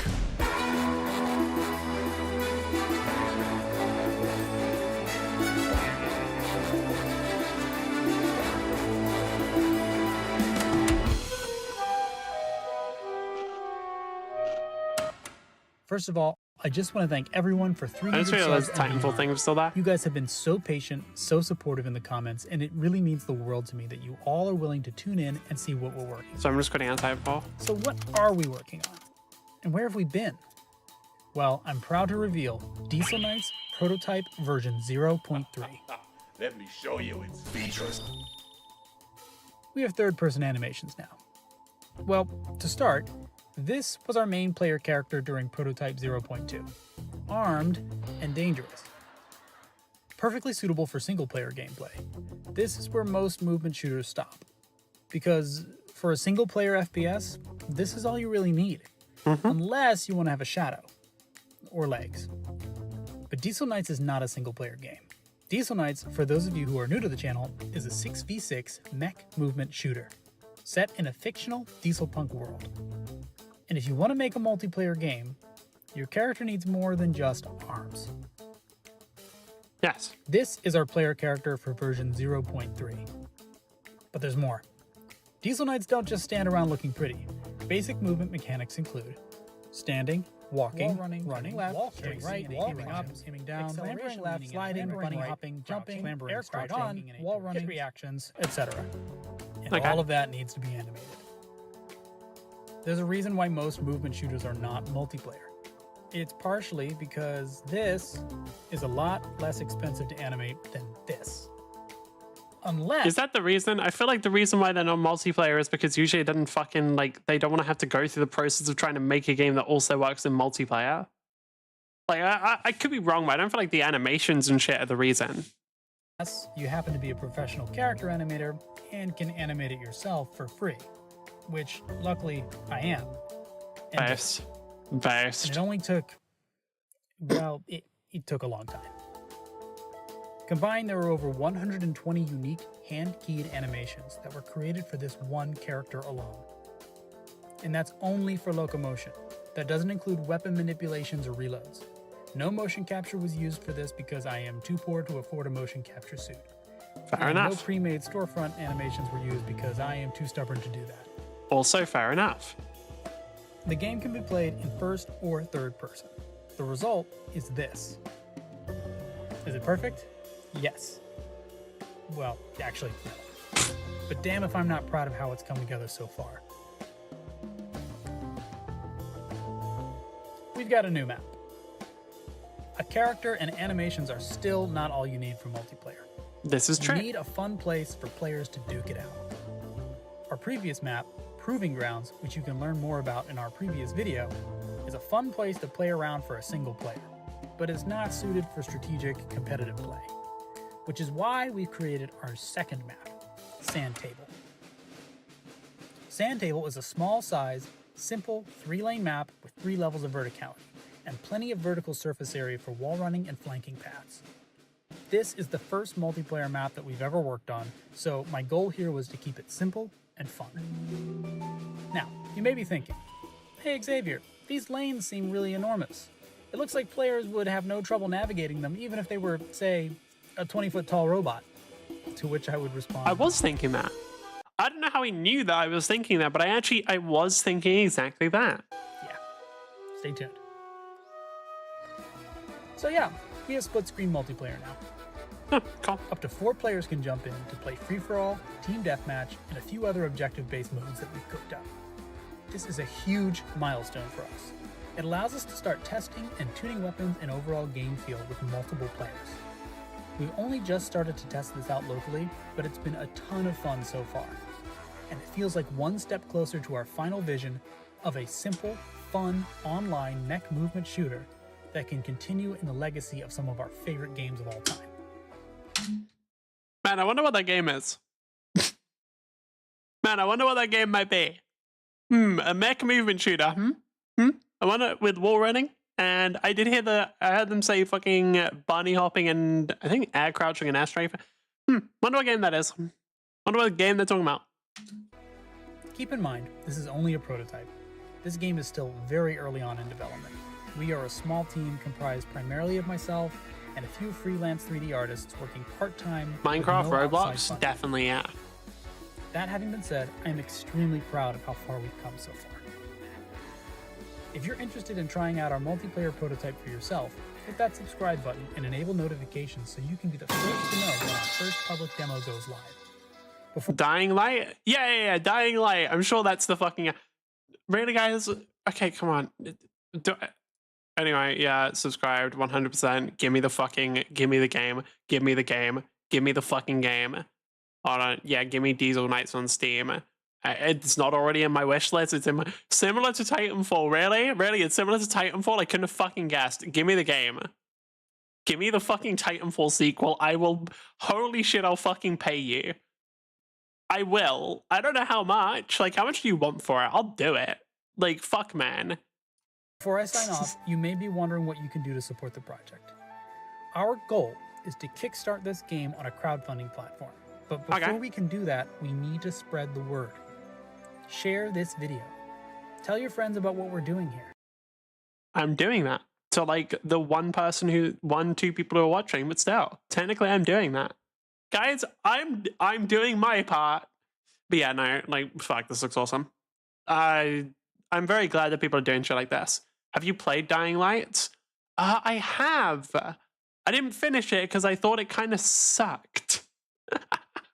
So, okay, I didn't think Dying Light sucked, but my key issue with Dying Light was in the main story, there are just a bunch of fucking levels where you're in a small room surrounded by a fuck ton of zombies, and I absolutely fucking despised that. Like, I absolutely fucking hated it. Meant to say Decaying Winter. No, I haven't played that. I don't know what that is. But yeah, no, with Dying Light, fuck, man. I'm still sad about that because I feel like I had some good gameplay, but then it just didn't work out. Right, Decaying Winter. What is that? Oh, it's on Roblox. Oh, it's on fucking Roblox. Okay. What is this? Survival and wave bait. What the fuck? Hey, sure. Why not? Take what ads. Fair enough. Fuck it. Sure, yeah, we'll play a Roblox game. I'm down. That's funny as shit. That's funny as shit. I'm down. I'm free. Welcome back. Like, yeah, fuck it. I'll play a Roblox game. Let's add this to the fucking... We're watching a bunch of shit on YouTube. Can I add this to the playlist? No, it's not showing me. It's not... Fuck me. Okay. What is that? Give me the YouTube trailer for this. Leave a comment and check out some of our other videos. I know there are people like me who have been waiting for years for the next mech movement shooter, but we can't make it happen without your help. I do love the fact that they haven't just outright said Titanfall, because you know what the fuck they're talking about. Like, you know what fucking game they're trying... They've, like, our favorite games, the next mech movement shooter. They're just not saying Titanfall. It's really funny. I don't, I'm sure. If we can get this channel to 1,000 subscribers by the end of this year, we will release our prototype free demo. Huh? Really? Really? 1,000 subscribers, huh? 1,000 subscribers is what you need, huh? Alright, well, fucking awesome. Well, what's your career? The algorithm worked. Titan, Protect 3, Protect Diesel Knights. Someone called Russian Badger we need with mocap. Meh. This is Titanfall 3. How does this not have more detention than it does? Yeah. Here's the trailer. Thank you. Makes it easier for me. I love when people do that.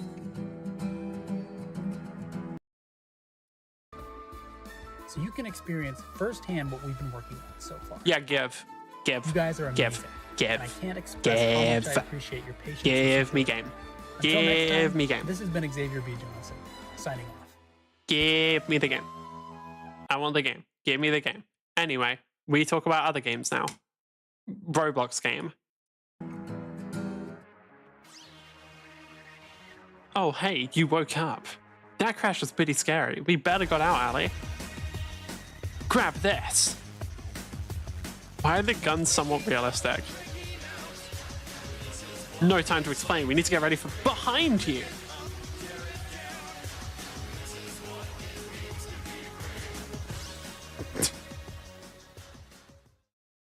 Fuck yeah, I'll play that. Why not? I've been wanting to play more Roblox games anyway because they're funny.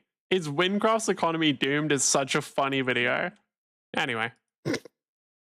Right, we got more. What else do we do next? Greatest open world game you never played. How long do you think you'll survive? Forever. I'm incredible.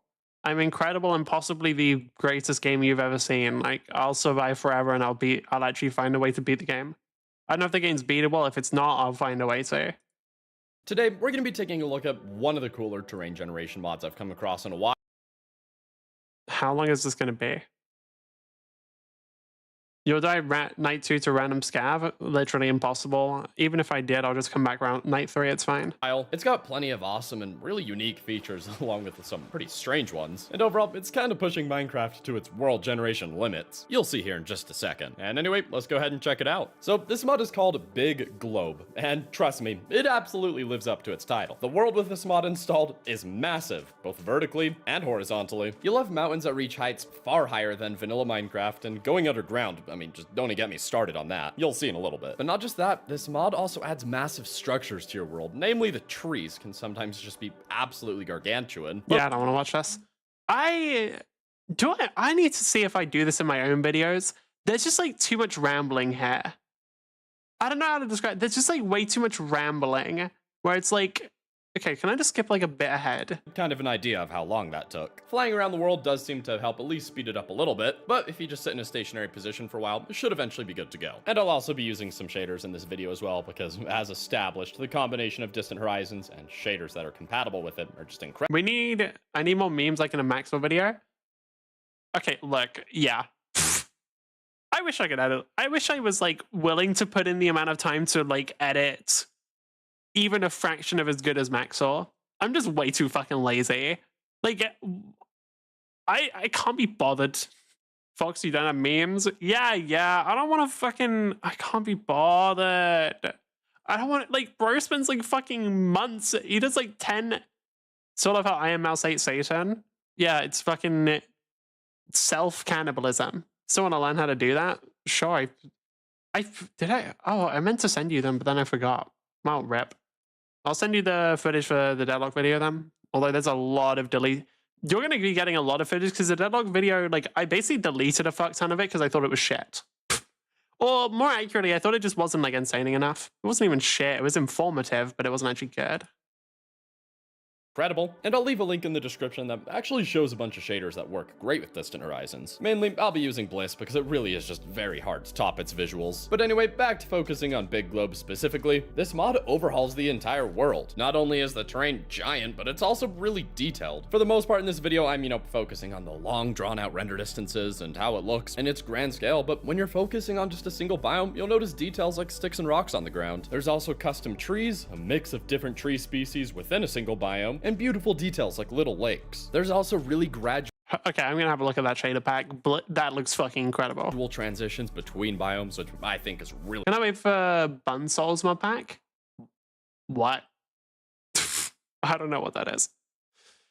If it's a Dark Souls mod pack, I'm probably not going to play it because I don't nice fuck looking. with And Souls there's also decks. plenty of new structures throughout your world. Homes with villagers living in them, huge branching mine shafts that reach out to the surface, massive amethyst clusters, and these awesome massive trees that I mentioned earlier. And again, because the terrain is so big, they blend in beautifully. They don't look out of place. I mean, yeah, this, like, I'm just saying this.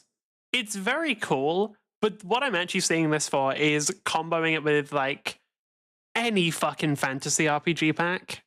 Like, any fantasy pack, right? Where anything where it like adds in a bunch of other stuff. Check, it's a Souls-like mod pack, I mean, all different games. I don't know, I don't really fuck with... Because Dawncraft is very similar, right? Where it's like it's Minecraft Souls-like. Bun Souls, Minecraft. Do we have anything? Country Burden Souls? Is it that one?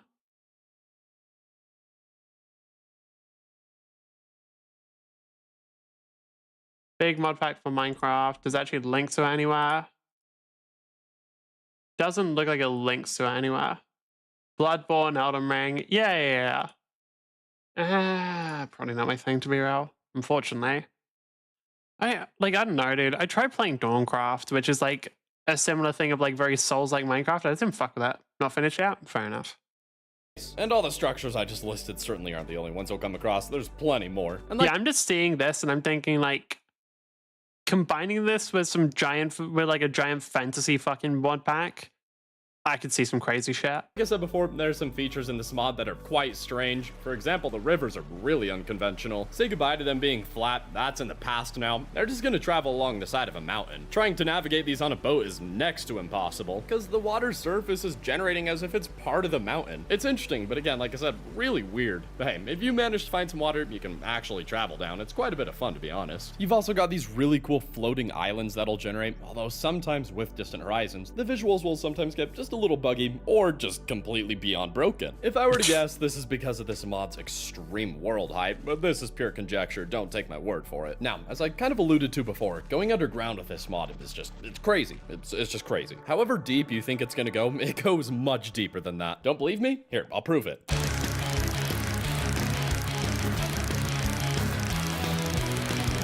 Does it actually fucking like fully change? Does it change the limits? That's crazy. Sound of TikTok explaining it? Alright, sound up. Because if it's just going to be a Soul, I assume it's going to be a Souls-like thing, right? Minecraft, but it's this. Yeah. Let me explain. For the better part of a few weeks now, I have No, that's fucking Epic Fight. I know what that is. It's fucking Epic Fight mod. I know what it is because I fucking hate it. I hate Epic Fight. I don't know why. I just don't fuck with it, dude. Honestly, some of the most fun I've ever had in Minecraft. I wanted to see just how closely I could make Minecraft resemble a Souls-like. And, well, check this out. It does a better job of explaining how cool this feels. Like, Epic Fight doesn't play well. I don't know how to describe it. I just don't like the way it plays.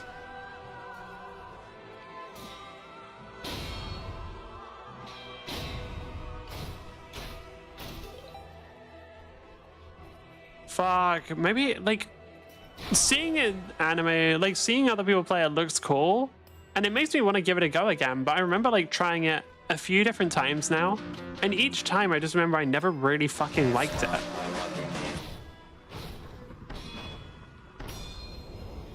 Would you play this when it's done? Follow for more. No. Unfortunately, like genuinely, unfortunately, no. It's just not the kind of thing I actually fucking like.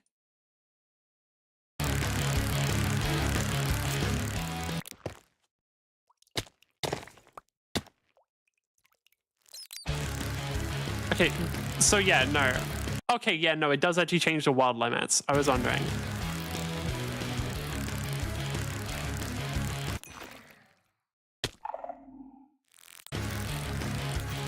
Skulk is fucking terrifying.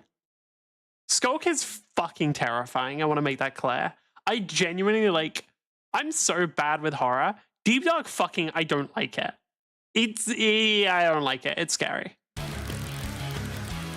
At this point, I started taking damage just from being this deep underground, just to really solidify the feeling that you're digging into the center of the planet.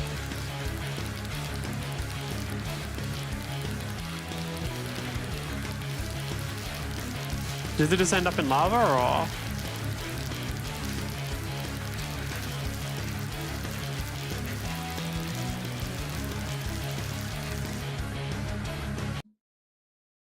The horror chaser of a fort? What is that word supposed to be? So, digging a hole, straight down by the way, took 23. That's minus 1,000. Chicha. I don't know what that's supposed to be. Creature? Are you saying that I'm a horror creature? What is the... Okay, so can we see what the height is? Yep. Literally, what the fuck? Oh, I didn't show the height here. That makes this really helpful. Wait, can we... When did he start digging? It's just crazy. However, Okay, so it does start at... It starts at like 32 at least. So it... Okay, holy shit. So it like massively changes wild gen. So, digging a hole, straight down by the way, took 23 minutes and nearly 4 iron pickaxes. Is this overkill? Yes. Absolutely. But you know, that's part of the fun. And you probably noticed that I stopped through several different cave systems, and that's because this mod does a kind of cool thing where the deeper you go, you'll run into completely different areas. Down to a measly, say, negative 330 is where cave generation looks relatively normal, but then for a good while, there's practically nothing. It's not until you get to around 650 that you run into the exclusively deep dark area. This section of caves ends around negative 750, and then you'll reach magma agony around negative 800. This area is a nightmare. It's hot, you just burn constantly, it takes forever to dig. Don't go here. Don't go here unless you really need to. I will say though, I do think it's pretty cool that once you reach this area, the deeper you dig, the more intensely blocks start to glow from heat. Anyway, moving on from the caves, not only is the overworld completely transformed from this mod, so is the nether. For this footage in particular, I'm using BSL, and I mean, just look at it. It looks so cool. Like, I've seen other mods that changes how the nether looks, but I don't know if I've ever seen one this dramatic. And it just keeps going. Like, no matter how many times I jump, it just goes deeper and deeper. And honestly, it's kind of crazy, because this nether overhaul could be a mod on its own, yet it's kind of the secondary feature in a mod that only has 7,500 downloads right now. And it's not just the nether, it's also the end. The end has been transformed to the point it barely looks recognizable. Overall, Big Globe is just a monster of a mod and severely underrated. There are some features within it that I'm sure some would consider to be a little inconvenient, but I mean, this mod transforms Minecraft in a way that few others manage to do. And there's still some other really awesome features that I didn't really touch on. For example, something called hyperspace, which is its own little dimension made for fast traveling. Although I did also try it with shaders on, and it kind of completely broke Distant Horizons, so keep that in mind. Oh, Jesus Christ, overall, yep. I would thoroughly recommend. Like, again, just imagining comboing that with like some really over-the-top fucking fantasy mod. Like, especially one of the ones that are like broken and shit and just like you travel like ridiculously fast or whatever. Like, come on, that's super cool. Like, come on, that's super fucking cool if you're able to combo them. Right, we got greatest open world game you never played. Out of all the genres in the gaming industry, Sunset Overdrive. Have I heard of this before? I actually don't know. I don't think I have.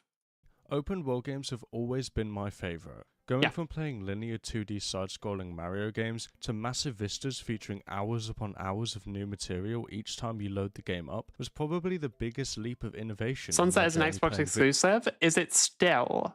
Hold on. Let's have a look. Sunset Overdrive. PC.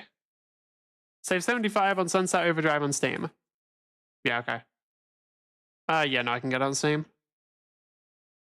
Yeah, looks like I can get it. Cool. Now, I don't know if I will. I want to check something. It's on Game Pass, because this seems like the kind of thing that would, in fact, be on Game Pass.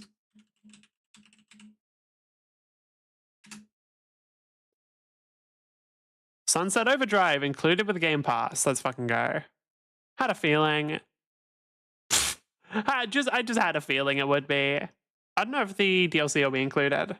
Horse for the Pipe? What about him? I see. Video games. Typically, when this genre is brought up in conversation... Oh, well, let's... Still crazy to me this is getting sued. Like, I know... Okay. God, I fucking regret adding that. I regret adding the fucking pipe so much. It's so annoying. Anyway. Like, I still think it's crazy how Power World is being sued. Like, Nintendo are such fucking bitches. Like, it really is a thing of, like, motherfuckers, are you that mad that someone actually did something different with Pokemon ID? Well, not even Pokemon. Obviously, it's very similar, but it is different. Like, are you that mad someone actually did something fucking somewhat creative? Like, come on. A handful of titles are seemingly in everyone's head. Elden Ring, No Man's Sky, Spider-Man, Red Dead Redemption, Skyrim, Forza Horizon, Cyberpunk. Do I need to list any more? Breeds of Pink Lizard Power the Human. Yeah, that's some fetish bullshit. Anyway, I love how he just didn't talk about Starfield. I don't blame him. Like, yeah, fair decision. He just didn't mention it. Yeah, Cyberpunk. We'll play this game eventually. I just don't know when, okay? Yeah, here's a bunch more. But if we take a step back for a moment and really think about the genre more, we can begin to realize just how many fantastic titles have seemingly fallen out of the conversation. Watch Dogs 2 took the brilliant hacking concepts of the first game and expanded it into a beautifully chaotic San Francisco, but no one seems to discuss it anymore. Burnout Paradise was a thrilling and gritty race. I feel like from what I know with Watch Dogs, like, it was a decent open world game, but it was like a lot more of a linear story, right? Like, it wasn't a thing of like it was some fucking crazy giant open world. So like it just ended up being more of a linear story, and so it felt like more of a linear story game, and those just don't get remembered quite as much. I don't know, I played it a bit, it was good. Yeah, I don't know really, I haven't really touched it at all. Recent game that upped the antics of the Need for Speed titles, but was again left in the background? Or what about the most underrated game, not just in the genre, but in the entire industry? Let me introduce you to a game you've likely never played, but is up. Watch Dogs 1 was more of an open world than 2. Yeah, I thought, like, again, I don't know shit about Watch Dogs, but from what I've heard, like, Watch Dogs 2 just wasn't as open world. Like, it still was an open world, but the actual gameplay was, like, a lot more of a linear story. Up there with some of the best video games of all time. This is Sunset Overdrive.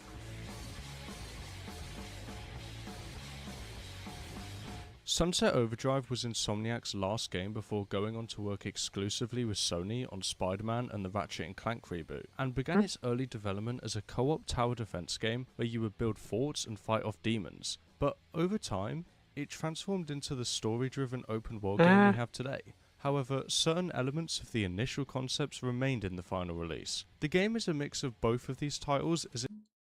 Meh, I might. Like, maybe eventually, but probably not. Death Sprint 66 is a new Okay, let me just find the trailer for this game, because I already know about this game as well, but I wanted to watch a trailer for it because I haven't seen a proper trailer yet. Death Sprint 66. IGN trailer from 3 months ago? Fuck yeah, that works. Don't play that.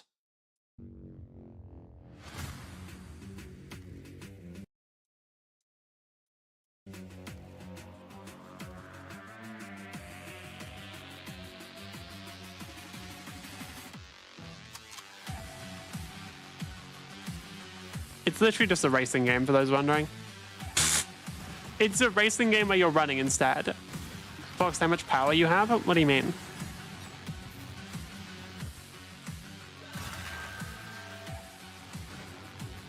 Probably play this because I'm a Gauss main. Yeah, that's fair. Like, this does look cool. I'd be curious to see how much it is. How much power do I have in Rise of Kingdoms? I've got the legendary 5-star hero, Dick Suckeritis, and the 6-star fucking, I don't know. What the fuck are those ads? I love them so much. They're so dumb. Yeah, the game was cool.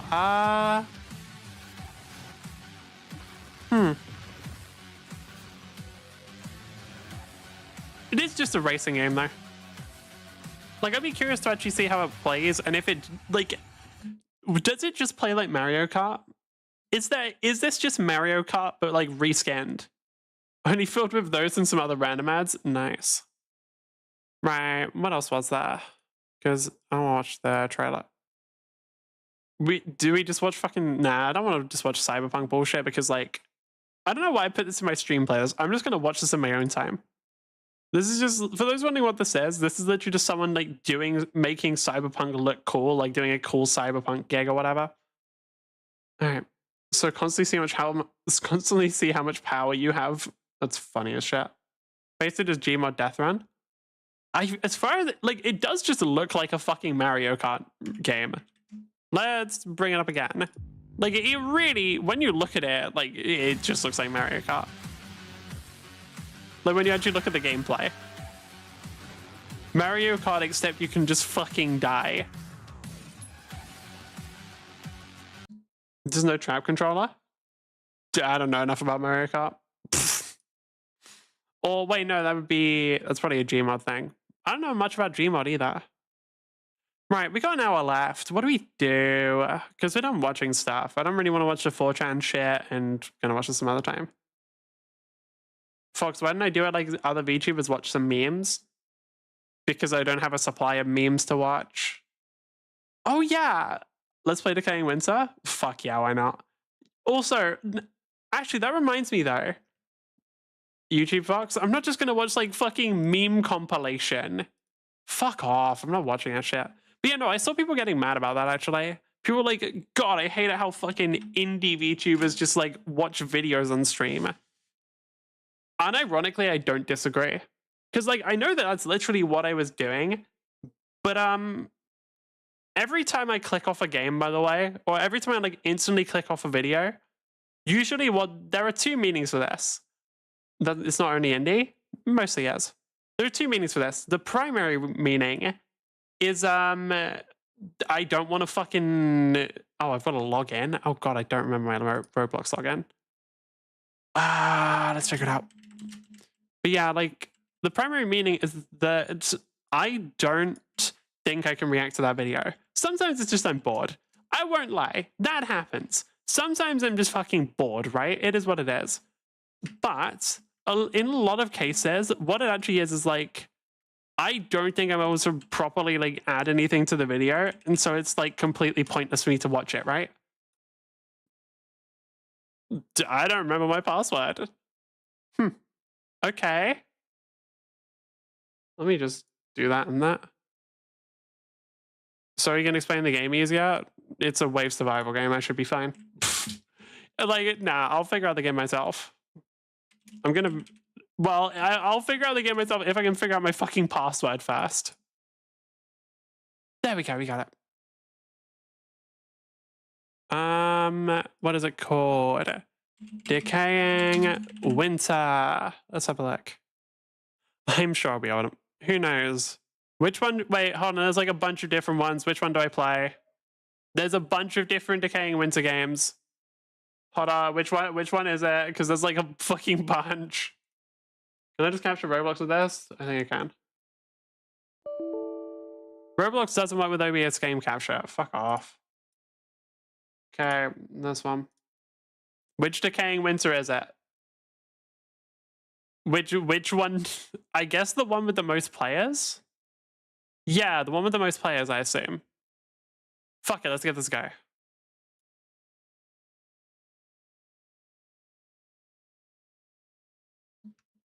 Oh god. Okay. Perks. Do I have any? I don't. Return. Fuck it. Can I just play a game solo, or does it have to be with other people?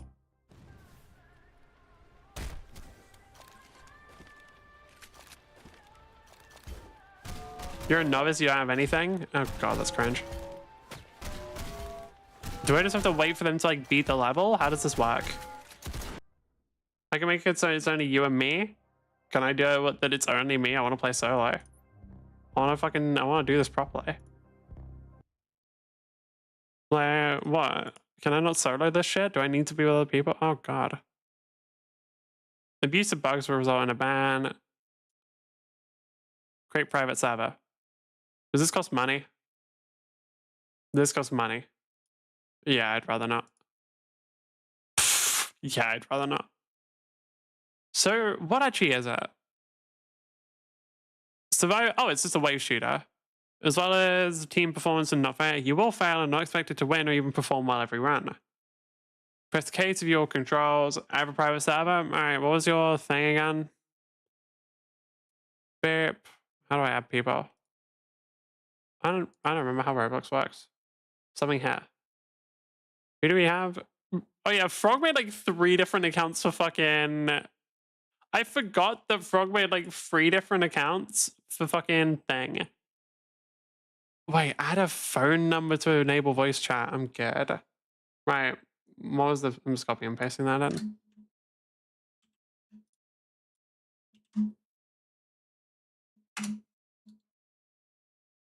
Okay, let's try this. I'm getting a fucking private server. Let's go. How many people... Are people still playing Natural Disaster Survival? Because that game's been out for fucking ever. Genuinely, what I do need to do is I just like... Fox is playing Roblox? No. I've said this before. At some point, we just need to do a game. When are you doing exploring the Roblox games? Yes. Tomorrow is what I was thinking. Either tomorrow or the day after. Because, like, I do think it'd be really funny to just go into Roblox, just click on random games until we find something funny. Like, that would be kind of hype, I'm not gonna lie. Join me? Okay. Because, like, I still just think Roblox is a fucking hilarious game. Do we just get nothing? That's really funny. That's really funny, dude. Holy shit. Alright, whatever. Play game. Spectating null and void. Oh my. I want to play game. What is Quartermaster? So you can buy different things. Abby, the hell is that? So that's like a fucking... Okay. What the fuck are Odins? Can you buy like different outfits? Is this like... I'm assuming this is all fucking... You can pay to win it as well. What are perks? Locked until level 5. Active ability, Jack of most trades, master of none. Oh, okay then. Oh, okay then. Fucking hell.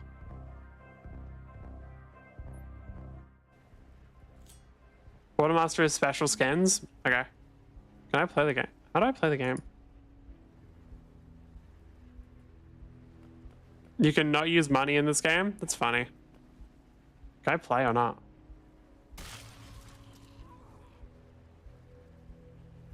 Rep. Okay, well they're fucking dead. Damn, they're dead.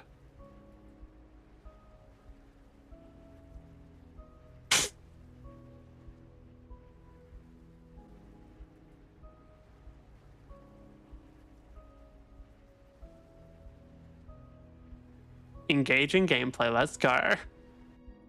I'll play. Okay, we're in. I feel quenched. Cool. Do I just... Wait, I don't even get a weapon? The actress that... Oh yeah, I saw that. Wait, I don't even get a weapon. That's so fucking funny. So, do I have limited sprint? Doesn't seem like it, damn. Warning. You are now leaving the safe area. Okay, I can get ammo for my fists. You know what my fists really need? Ammo. I really need ammo to fucking... I need my ammo for my gunshot punches. Can I get a weapon anywhere? Can I pick up like a weapon here? Can get ammo. How do I take stuff? E. It's like a blueprint. I don't think I need this. You can get grenades. What is this? There's like another grenade, I think. I got a steel snores, firebomb. Damn. Damn. Watch out for traps. Nah, it's fine. Are those people hostile? They don't look. Yeah, they are. Okay, so they're a little hostile. They're a little what we would call hostile. Can I punch them to death? Or okay, doesn't look like it. It looks like I don't do much damage. Okay, don't step on that. That was a lot of traps. Okay. Can I not jump?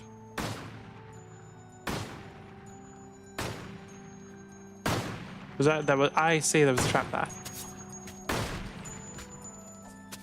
I can't. I don't think I do much damage, but I can't tell. Is there bro? Why are there no damage numbers? Oh, gun. Oh, can I have the gun? Can I not even pick up that gun? Can I really not even pick up that gun? Seriously? Did we what? Did we freeze to death? Damn.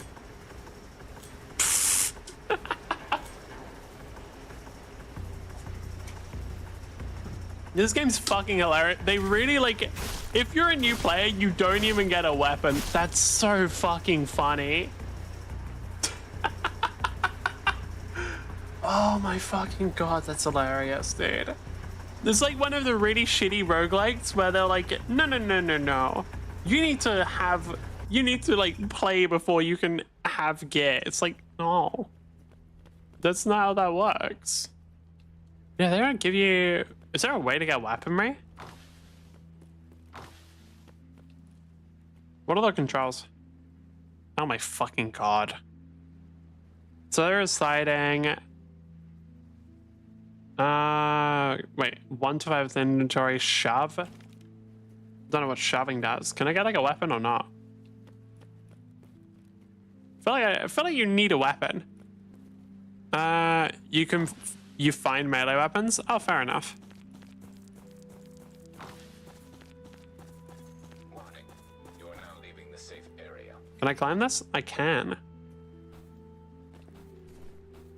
Okay, so mansling's a bit weird.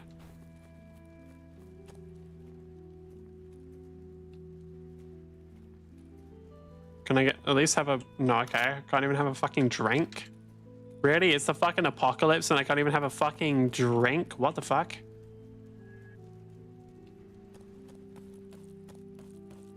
Right, can I get like a gun or something?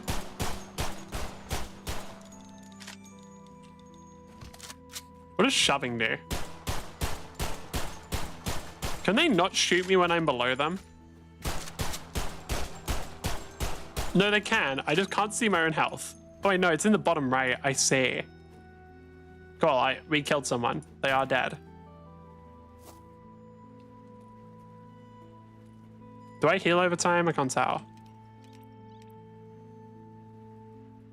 Current objective survive, but what the fuck? Ammunitions. Holy shit. Yeah. I ain't gonna fucking learn this. Can I heal? What was the... H fix arms. Is that like healing? It's probably healing, right? Do I take 4 damage? This area is safe. I don't know. Since the storm is arriving, I don't know how long it takes. So we got turrets and stuff. Do we have to like fix those up? Or do they just work? Yeah, it's just work. Okay. At least I hope they do. Can I wall run? No. I wonder why. Why don't more games include wall running? It's kind of fucked up. Yours there? Oh, cool. What's the hell you for? Forces approaching. Okay, for like 15 per use. Okay. Area defended. Can I pick up the weapon? No. No, I cannot pick up the weapons. Devastating.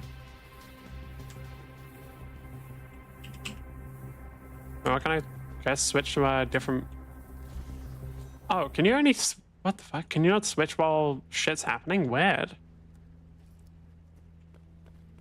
Yeah, I have a katana? Okay.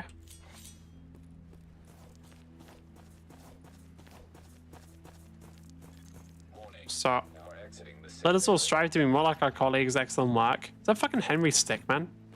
Looks like Henry Stickmin shit. Damn, they have guns. That's fucked up.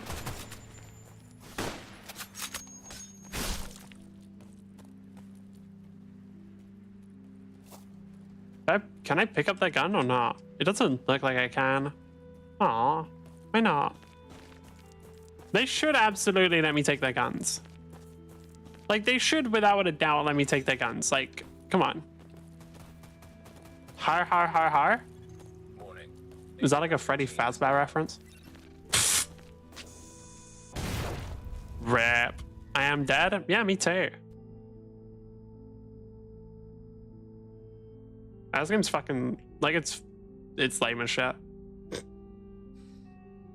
Well, what's like... Is that like an objective? Do you like do stuff, or is it just survive as long as possible? Or is that like something you gotta aim for? Because if it's just survive as long as possible, then I'm done. I have decided that actually I will not survive. I will just fucking kill myself. Like, I'm good. Because this is boring. I reckon to play some public games to level up and get experience. I don't want experience. The game's not fun. I don't need experience. I want to not play this. There is an ending. Is it like interesting? Because like the gameplay isn't. Safe area. Like, I think for those wondering what my expectations for Roblox games are, it's that they're going to be bad. And yeah. Like, I'm still shocked I managed to get to like the end of Blox Fruits. That was fucking crazy to me. Because, like, I want to make it clear, Blox Fruits is not, like, a good game. Like, I want to make that very clear to people. Like, it's a funny game. It's, like, the combat's, like, interesting in a way. But it's not, like, actually a good... can I, like, block or anything? Like, the game's not actually good, right? It's you getting out from this planet, but it's hard to do? I see. What if they are good? Well, then I'll be pleasantly surprised, but like most of them fucking aren't. Like, Dom, I'm gonna be real with you. Most of the games in Roblox are not good. They're in fact bad. Incredibly so. Rip Abby. Damn. Did I get poisoned? I got like poisoned or something. Was that from a person or? Then go play some good games. Yeah, I need to go try and find some. That's what I'm gonna do. I'm just gonna like go around Roblox and look for games that are good. I don't think I'm gonna find any, but I think I'm gonna be able to fuck around and find funny shit. Like, I do expect most of the games to just be like grindy garbage though, because that is primarily what Roblox is. Like, a lot of it is very grindy because that's like basically what it's one of the best ways of making money in Roblox, is have the games be grindy and then have people pay to skip the grind. Because like that way you get money. Simply, that way you get money. You are now entering a safe area. Where?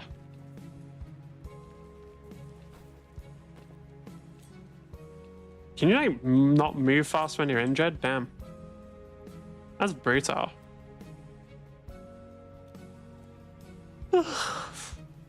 It only heal me 5? Do I have like some bullshit condition or something? No, I have no idea.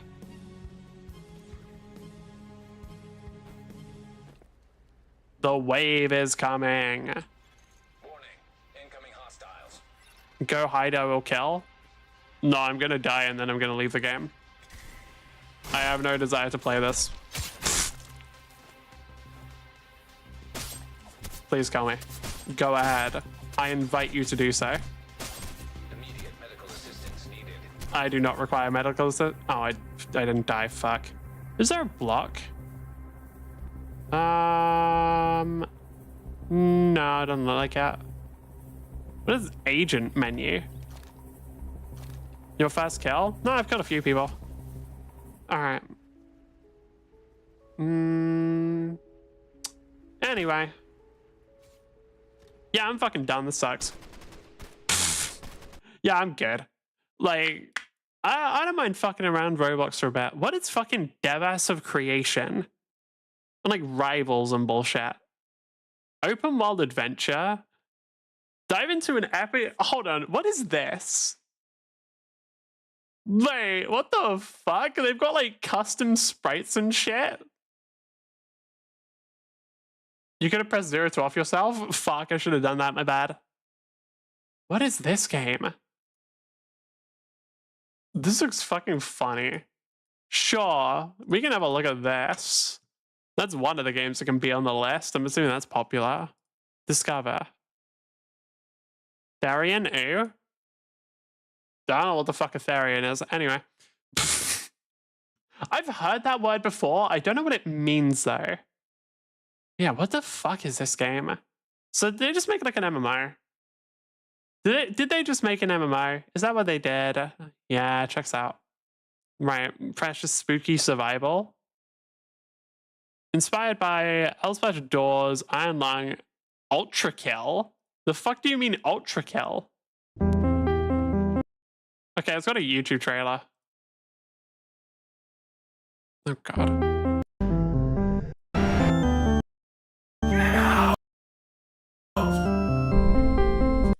Was that fucking Gianni? There is no shot. There's no fucking shot they got Gianni to voice act in the game. That'd be so fucking funny. They did a Chain Together ripoff. What is Rivals? Regional matchmaking, new skins, and more. Welcome to Rivals, the most intense first-person shooter game in Roblox. Challenge other players in 1v1 to 5v5 FPS duels where the first to 5 wins. The fuck? That's funny as shit. Oh, can I go to Discover and then just sort by like top earning blocks fruits? Yeah, that checks out. Yeah, that makes sense. So what is just most popular? Top rated anime vanguards. Fuck, this is gonna be funny. Fuck, this is gonna be funny.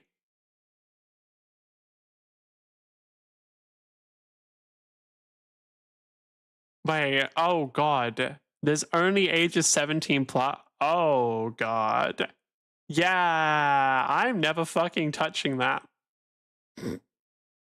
I'm never fucking touching that, bro. I ain't fucking looking at that. Like, I ain't looking at that. I ain't hearing anything about that. I don't want to go anywhere fucking near that. Oh my god. I got a notification. Oh, okay. What? There's Tower Defense Simulator. Don't get eliminated. What the fuck is Death Row? What the fuck?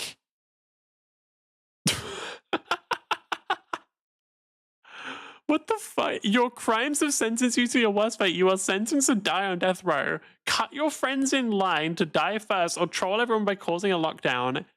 The choice is yours to make as your fate is given. What the fuck is this? Okay. Jesus fucking Christ. What the fuck? Games? Clearly. I think this is just something that, like, these are just too advanced for me. These are games that are... I'll write this game. I actually know about this game. Dress to Impress, I have seen. I have fucking heard about this. I think I saw, like, a video of somebody playing it. Sumo rework? Wait, in Mighty Omega? Holy... Based on a manga and our previous game. Double tap W to run. Wait, no, I have to pay. I literally have to spend money to do it. That's fucking crazy. We even have MatPat to do it? Wait, what? Did MatPat play Dress to Impress? Yo, that's so crazy. They've got the fucking MatPat dressed to impress. What was his fits like? Heroes, Mastered Alt Heroes Battleground, Creatures of Scenario. I think I've heard of this one. I think somebody who I know played this one. What the fuck is this? He made a theory? He made a theory on Dress to Impress. There is no fucking shot. I refuse. No, he didn't actually. Started a young, weak creature and explored this immersive survival experience for food and water. What the fuck is that? 2 videos, I think? Oh, there's no shot. Hold on. What do you mean MatPat made 2 videos on the Roblox Dress to Impress game? What the fuck are you talking about? He didn't, though. That's the thing. He didn't. He didn't do that. You might think he did that. He did not fucking do that, okay? Like, what the fuck do you mean? Game theory, dress.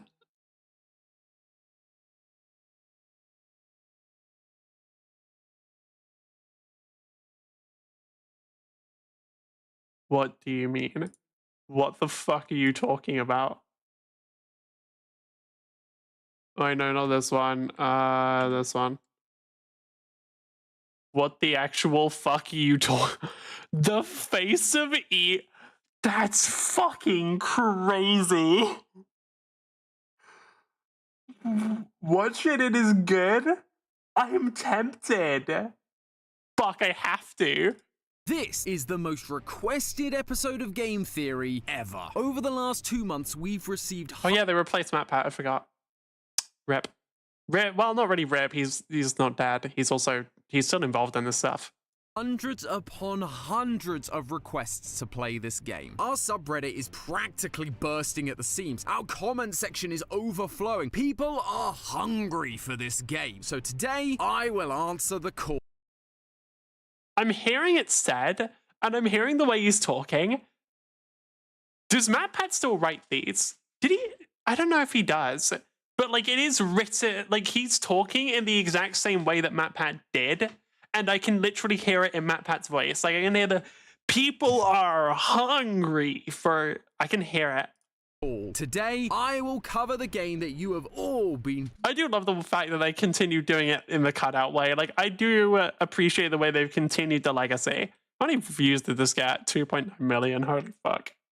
Dying to see. Today, I will be theorizing about... I need to know something. Compared to the rest of the videos on this channel, how much did it get? Damn, they're popping off, actually. Hold on. I'll be real. I kind of had a feeling that they would, like, sort of fall off. They're doing fine. I'm not gonna lie. Oh, yeah, if they put Feet MatPat in the title, they're gonna go crazy.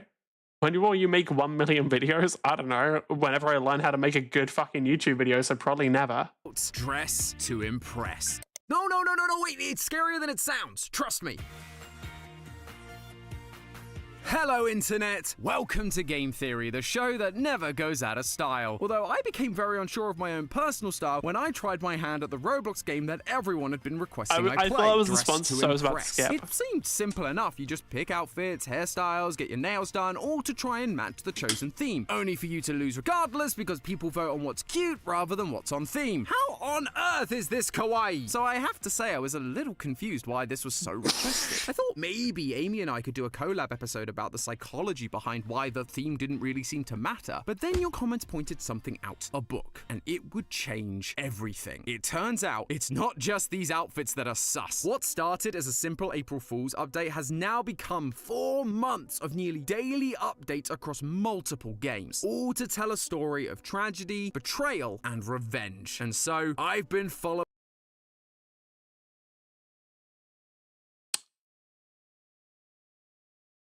What? Why is the video so quiet? Is it? It shouldn't be. Did you just turn your own... Following along, writing down my thoughts with each... It shouldn't be that quiet. I'm literally looking at the audio here. Like, so, the way I do my audio, I can hear everything that you guys hear. So, like, it shouldn't be super quiet. Also, what the fuck?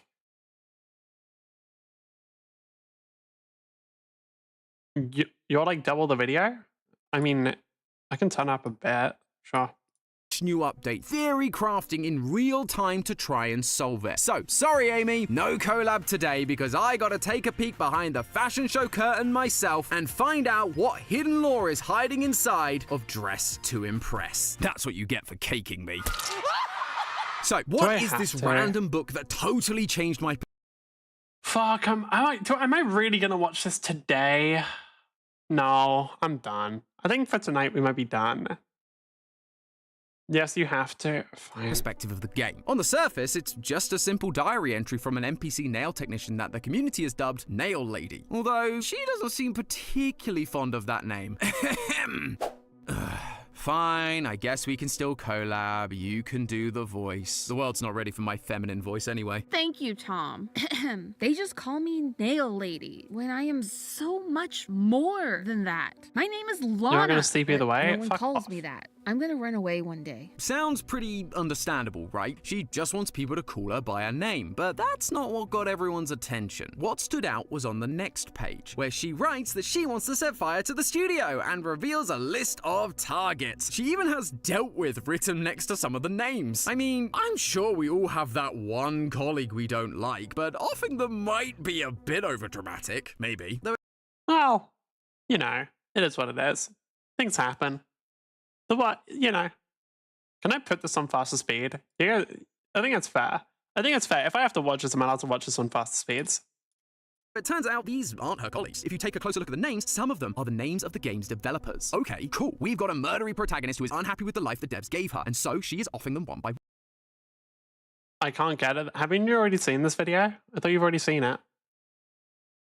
One. Pretty straightforward, right? Well, it was until updates started rolling in. Lana's diary was no longer on full display, but instead was hidden at the top of a cabinet. However, it was still readable, and it said something new. That isn't me. They replaced me with some doppelganger. That's not me. I'm Lana. She's not, but she's pretending to be me. I don't know where I am. Gigi is holding me somewhere so I can't escape. Please, help me. I am so scared, and I hope that Okay, so they're just straight up putting in this bullshit. God. They're just straight up putting in like fucking... Okay. Yeah, sure. thing sitting in my salon chair doesn't harm my image. I think she's the reason why all the players are going missing. And then, if you take a look at the wall, you'll see 3 missing posters, the names of which match 3 of the developers from Lana's target list. That person she mentions, Gigi, is also a developer, and she has now taken Lana hostage, replacing her with this doppelganger, and not the kind with extra eyes and missing mouths. All of this is to keep the game running smoothly, so people wouldn't suspect she was gone. However, this is slightly confusing. Lana claims that these people are missing because of this doppelganger, but the target list that matches the missing posters came from her diary. Or was that actually the doppelganger's diary? I'm not entirely sure who I'm supposed to be trusting here, but the diary does give us a Roblox user ID that leads us to Lana's Roblox profile. Lana does nails, so we should probably start there. And oh boy, this is where the fun begins. On her page is a link to a... Okay, so they made like a full ARG. Okay, so they made a full ARG. Honestly, props to them. Honestly, props to them for this one. That's cool. YouTube account with a handful of short videos. The first video is called Awakening. A face appears and tells Lana, "How dare you, Lana, spread our plans." Already we're off to a mysterious start. Lana has betrayed whatever this awakening is, I assume by telling us about the doppelganger. In a later video, Ode to Myself, she once again mentions this wretched group, but in the description tells us she's trying to warn us that we are next. Is this group trying to take over the game? To replace all the players with mindless doppelgangers that just follow the rules? Maybe they're also mad that people aren't playing it right. There is one more video, but it doesn't really give us anything new. So I went back to Lana's Roblox page and looked around for more clues. If you look under the Creations tab, you can see that Lana is actually making a game of her own, and it's called Forest. It invites us to view the truth of Lana's story. Given that we are specifically looking for lore, this is an enticing offer, but be warned, this game is nothing like Dress to Impress. A blood red filter covers the screen, eerie music plays in the background, and a human eye is constantly watching you. As you wander through the forest, you can find sentences that tell the story of Lana, that she was diagnosed with a terminal illness that left her and her family in debt, and that she now works in the salon just to get by. Given her diary told us she hates it there so much, I suspect she turned to this awakening group for help. It would be classic cult-like manipulation. They promise her financial support only. Yeah, okay, so why? Like, I do have to ask why. I guess some people just got bored, you know what, fair enough. for them to turn on her when she doesn't fall in line. And I think I might be right, because as you explore the forest, Lana's doppelgangers try to kill you. This is the truth that they want hidden. But if you manage to avoid them, you can find a podium that requires 4 people to open a portal to a maze. Get to the end, and you'll receive a binary code that translates to, You may have finished your trials, but evil lurks throughout. This is not the end. There will be chaos. well, chaos is usually bad, so I suppose we should probably Disagree. help Lana stop it. Fortunately, when I returned Disagree. Chaos is fun. Disagree. Chaos is incredibly fun, and anyone who said it's bad is wrong. to Lana's page, she had created a group called Saudade, which is described as the birth of an uprising, a new dawn where we stand united against the forces of evil. All right, let's go. Inside the group, there were a few subgroups too, one of which is called coterie, a word that means an exclusive group of persons with a unifying common interest or purpose. Lana is already out here building a rebellion, gathering people through the common goal of exposing the awakening. That is what led her to get locked up in the first place. There's also another group called Missing, and it contains 4 people. But these aren't the developers, they're just people. These must be the missing people that Lana was referring to in her diary, the ones the awakening caused to go missing. Viva She la was trying to stop Revolution? others from disappearing by Indeed. taking out the developers from the awakening. I'm sorry that I doubted your innocence, Lana. Is what I would. Okay. This does kind of break my rule for not watching videos where I can't really add too much to them. Because, I don't know shit about Dress to Impress or Roblox here, so I'm not going to be able to add too much, but,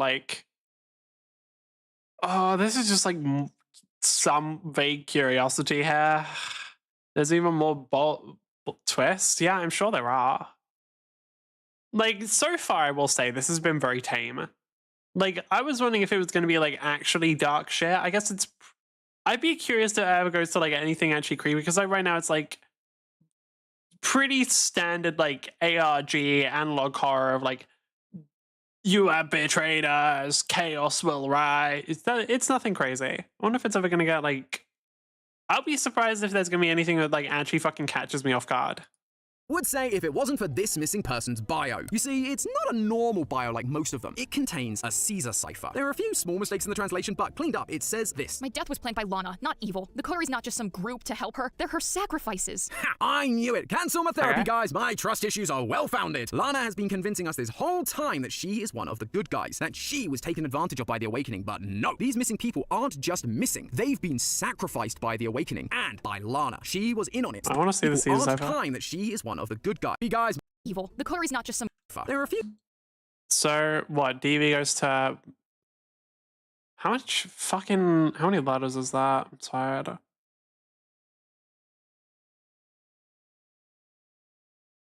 So what? Set 8... Fucking Caesar cipher 8 key? Okay. I'm curious what the mistranslations are. Anyway. Lana, no. These missing people aren't just missing. They've been sacrificed by the Awakening and by Lana. She was in on it the whole time. Or so I thought. Sorry, the fucking face, man. The fucking face got me, okay? Because, how am I supposed to even slightly take this seriously? Really, how? Because I've got to do that while looking at fucking, them trying to mug me. It's so fucking funny. If it wasn't for Lana's next game, Questionnaire. Here she'd appear for live events to set the record straight. She confirmed some things like how the Awakening lured her in by promising to pay off her financial debts, but as these live streams kept happening, her answers began to contradict that truth. Suddenly, she actually loved the nail salon, which means she probably wouldn't have turned to the Awakening for help in the first place. She also started saying that they weren't evil, but people have been murdered. That's pretty evil. Is she being coerced again? Nope. Red text appeared on screen and said, Don't believe her, please. That is not the real Lana. And everyone got booted out of the stream with the reason listed as, I am the real Lana. The Lana we've been talking to was another doppelganger. The real Lana is innocent. But then Questionnaire got an update that added a house with a new version of Lana's diary that said this. Jalen's eyes are gone, Nicholas's heart is gone, Jisoo's voice is gone, and Sadie has been taken apart. I pray that this stays private, and no one finds out my true intentions with the Saudade. I cannot believe how easy it's been to make these players believe that I am the victim. And now they're all on my side. They will all pay for how they treated me. So that whole kicking us off to get rid of the doppelganger was also just a stunt. Lana has been playing the victim, making us believe anything bad was a doppelganger. Okay, but how many times are they going to do this twist? Because I'm assuming they're going to do it again. I'm assuming we're going to get this twist at least 1 or 2 more times. But how many? I've sort of lost count now. How many times have they done it? Because there's been evil. Oh, but actually not. Oh, but actually is. Oh, but actually not. Oh, but actually is. I think I might have missed one there, but I'm not sure. So what? What's going on? Like, how many times are we going to be doing this? How many times are we going to do this sort of twist?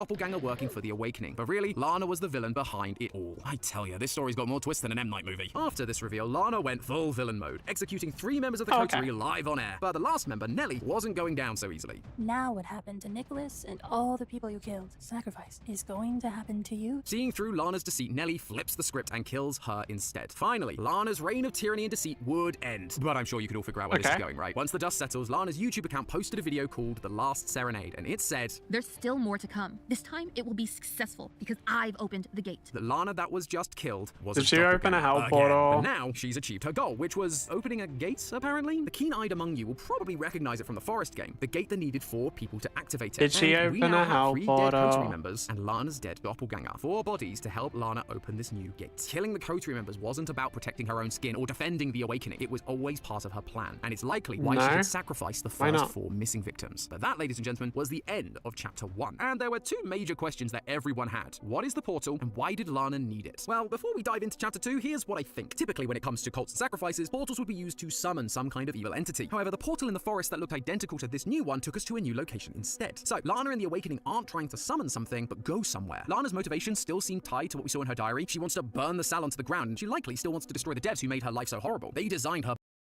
Probably could. Like, I feel like, I don't know, she seems like she's doing pretty well. I feel like she could burn the Salon to the ground by now. Like, I feel like it really wouldn't be that difficult either. Like, she definitely could. Her boring NPC life, they designed her tragic backstory. And so I suspect whatever lies beyond this portal will help her to achieve that. Maybe she needs to find some demonic monster to bring back and kill everyone. Or maybe this new world has some kind of item that can make her an all-powerful being, able to transcend. I mean, assuming they're going to continue with, like, the theme of Ascension, it's more likely that going to this place will help them become stronger or help them, like... She said she had, like, a terminal illness, right? Like, helps her become, like, immortal or whatever, and then it gets rid of her illness. It's probably a lot closer to that, because, like, it's called the Ascension Group or whatever. So it's probably going to be a lot more centered around, like, rather than summoning a demon, it's going to be, like, centered around making them more powerful. Send the game and destroy the devs completely. Maybe it'd even allow her to enter our world. All of this would certainly fit with the culty vibes. But whatever the answer is, I gotta say, I'm kinda hooked on this one. I know I've been sighing about the constant back and forth of doppelgangers versus the real Lana, but I'm just really impressed that there's this many twists hidden inside of Roblox Runway Simulator. So I just wanted to take a minute to say thank you guys for recommending this game to me. I'd have never known about this fascinating experience if it wasn't for you. So please, if you've got recommendations, please do let me know down in the comments below. I love getting exposed to new games, and I especially love covering games that I know that you guys want to see. But I should stop with all this mushy stuff because Chapter 2 is here, so it's time to see if I'm right. After a little bit of time, the Saudade added a new group to its affiliate tab called Plague, showing the same portal that we'd seen in Lana's latest video. But the creator of the group wasn't Lana. It's someone named Agamemnon. Oh, that is going to be the worst thing to say. I'm gonna call you Aggie. Sound good? At the same time this new group was made, Lana also made a post saying, "Agamemnon, I hear your call. I hear it well. I am following your voice, and perhaps it will lead me to the portal you told me about." Sounds to me like this guy is trapped on the other side of the portal, in some kind of alternate world or dimension. Okay, was I wrong? Were they actually trying to summon someone? They were called, like, Ascension Group, though. The whole thing there is, like, ascending. Why would you summon stuff? That'd be, like, the opposite. Assuming it's, like, a powerful thing, that would be, like, the powerful thing descending.